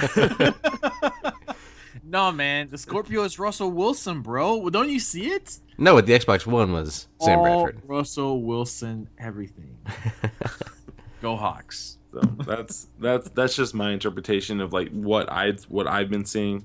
And even though I really hope it's a peripheral, and my hope for that is for the mom and pops. It's for the students that I have whose parents, they're working 2 jobs and they're doing all they can to provide for their kids. And I remember one of my students came to me and was like, I just got an Xbox 360. And he was freaking out. He was so excited. And I was so excited for him that I came home and I grabbed 5 games and gave them to him and said, hey, take these. These are great 360 games. And then I went and bought them again for myself. Oh my and God, dude. It's because not everybody's like us. Not everybody has the new stuff. Yeah. And people are still struggling for the old stuff. So all these great families, these people who don't have the extra money, who have bought these systems, I don't want them to get left behind. And that's where my heart was for hoping for a peripheral. Yeah. Is I really don't want people left behind. But the hope of it is that hopefully new tech drives down down the price of an Xbox One. Right, so maybe the Xbox One will be $200, right, and the Xbox One Sexy will be $300. So it's like, so maybe yeah, I totally feel you, man. We had this conversation before, and I totally feel you, man. When you mentioned that kid that just got a 360, like that just got to me right now, man. Like I was about to tear up like a second ago. No, I'm not even kidding. Like I'm serious. Like I totally know what you're talking about, and I work with kids in the past that are in the same place, and oh man, that's actually getting to me. No, yeah. So hopefully, the benefit of it is that hopefully it will drive down the cost of maybe the next upgrade, right, or the next thing that they get to buy, or I don't know. But I get how you feel, man. I get that feeling for sure. Nathan, do you have any thoughts on the Scorpio? My thoughts have been pretty well summed up by the other fine gentlemen on this podcast, but I'm looking forward to more information next year's E3. Yeah. We should get some more details on the system itself, and maybe some pricing.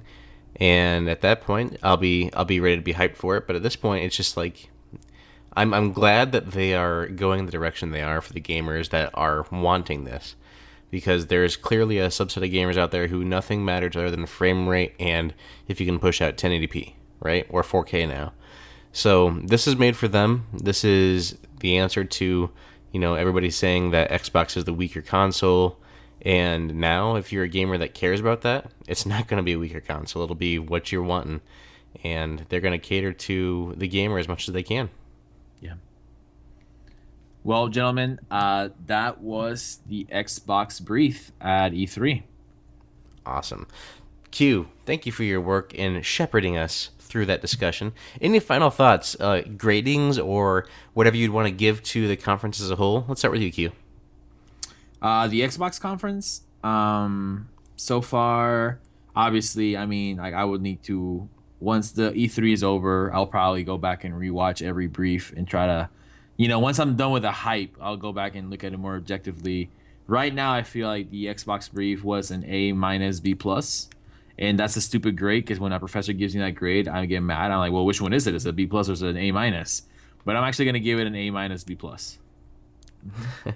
Mo? If we're a top 10 list, we're number 10. We're the highest point. We're the primo. We're the best of the best so far in this E3. I Because believe we if you're had doing dates. a top 10 list, number 1 is the best, and number 10 Yeah, Okay. that's what I Yeah, thought. number 1. Thank you. Sorry, when I was thinking of top 10, for some reason I was thinking like how you would rate like a really fine lady. You'd be like, oh, she's a 10. You know what I mean? Like that's where my brain went. So yeah, There we go. we're number 1 in my head. Like we're the best. I thought out of everything I watched, we have dates, we have hardcore. Like we've got stuff out there for you.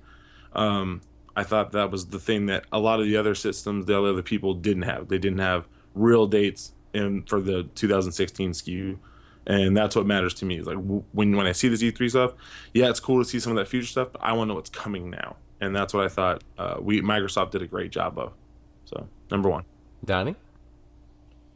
Fanboyism aside, you're talking to somebody who live blogged and watched every one of them, and I scarfed every Twitter post, every YouTube video that I could find about everything, and I won't give you ratings or grades just yet, but I will say I was most fond and think that Xbox brought the best conference to show.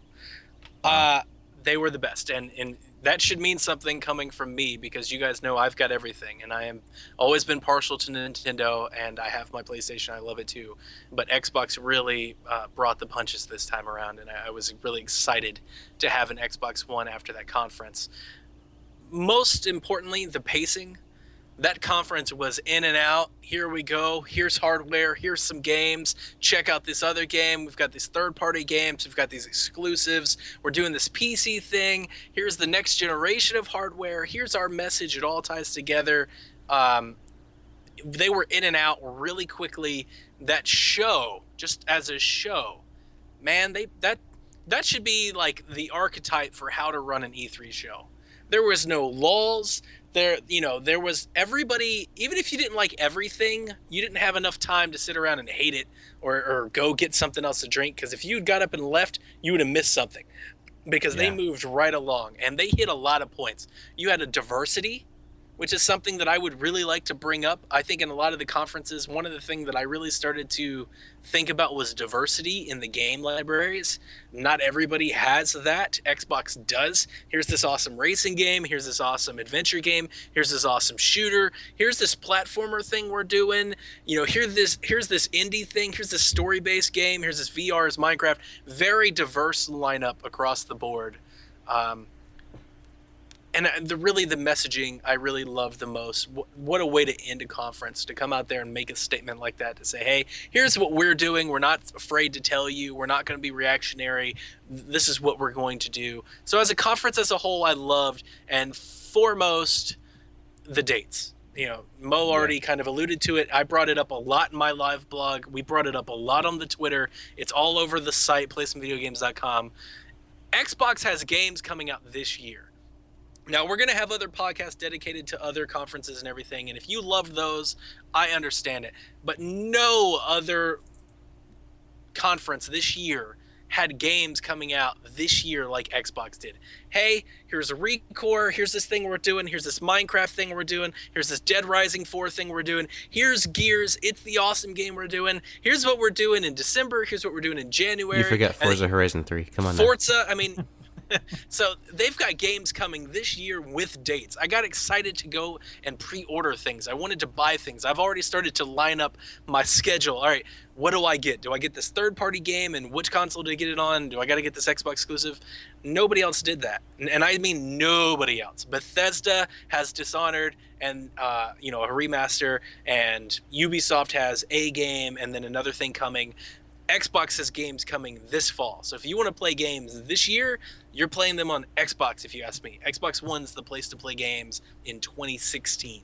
Not 2017, not 2018. Lord knows at the rate which we're going. I got a lot of this on Twitter. Well, you can play Xbox this year and we'll play something else next year. I said, by the time next year gets here, we don't even know what the hell hardware we'll be playing on.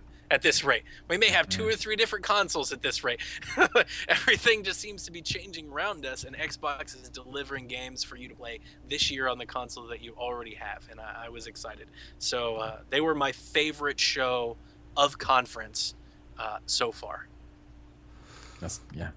And for me, I would give this an A for the reasons that were outlined already with the release dates. Yes, if you want to play games between now and the next E3, they outline that roadmap for you, and they give you a taste for the future. Not only that, they brought you a new console with the Xbox One Sexy, and they gave you your own controller. You can choose from 8 million different combinations to choose whatever controller you want, and you can customize it with laser engraving if you want. And they're really wanting to make you feel like you're the center of the game with all these options and choices. They're not leaving any gamers behind. They're including more gamers with PC compatibility. They're really making an effort to unify those two platforms, which is amazing. And I just think that the message was super clear, super positive this whole time. And I think that they nailed it for me. I mean, Forza Horizon 3 obviously stole my heart because I'm a car guy. And I love what they showed of that game, how seamless it is, how amazing it is. I also liked what I saw of the Xbox One S going into the conference. I was like, I have no need to upgrade to this thing. And afterwards, I'm looking at those pictures like, I might trade it in for one. But it's just a good-looking console. You got the taste of the future with Scorpio. They wrapped it up in a bow. They bookended it with consoles. They bookended it at the beginning with the Xbox One S, and at the end, I can't talk anymore. At the end, they ended it with Scorpio. So they're about the hardware, they're about the games, they're about the services, and most importantly, they're about the gamers and the content that they deliver to the gamers now. So that's my thoughts. I give them an A. But that'll wrap up our show. We've gone longer than the conference did, I believe. So that's typical fashion for us, I believe. You can find all our content from E3. We have a ton. I think I saw a message that there were over 100 articles posted this week on playsomevideogames.com. I think there's write-ups on every major announcement, impressions and thoughts. I know the crew over there was able to, Donnie and everybody was able to put so much content out this past week. It's been amazing. Kudos to you, Donnie, and crew. I also just want to shout out the Twitter feed. It is at _PlaySomeVideoGames. You can follow the Twitter feed over there. You can find us on Facebook. I think it's just Play Some Video Games over on Facebook too. Am I right, Donnie? That's correct. Okay. And Donnie, where can they find you on Twitter sphere? I am at Playin' Nintendo. Mo? At Coach Hulk. And Q? Gamer Foods! Aren't you also something else? Loborican Power! There you go. And you can find me on Twitter at Sith Nightmare. And you can also, if you guys want, since this is an Xbox-centric show, I am Spider Jedi on Xbox. How about you, Donnie? Donnie K. Reese. DonnieKreece. And Q? If you listen to this podcast, you should already be my friend on Yeah, Xbox. you don't know. No, Loborican. And 7 Mo. ends, though, at the end of that. Mo? Coach Mahoney. With a space. If you can't find me, just add one of the other guys and then go through their friends list. There you go. So that'll about do it for this extra long episode with which we only really talked about one thing. So we like to expound on our thoughts, don't we, gentlemen? So that'll do it for us on the E3 Xbox 2016 conference. We thank you for listening and power to the gamer.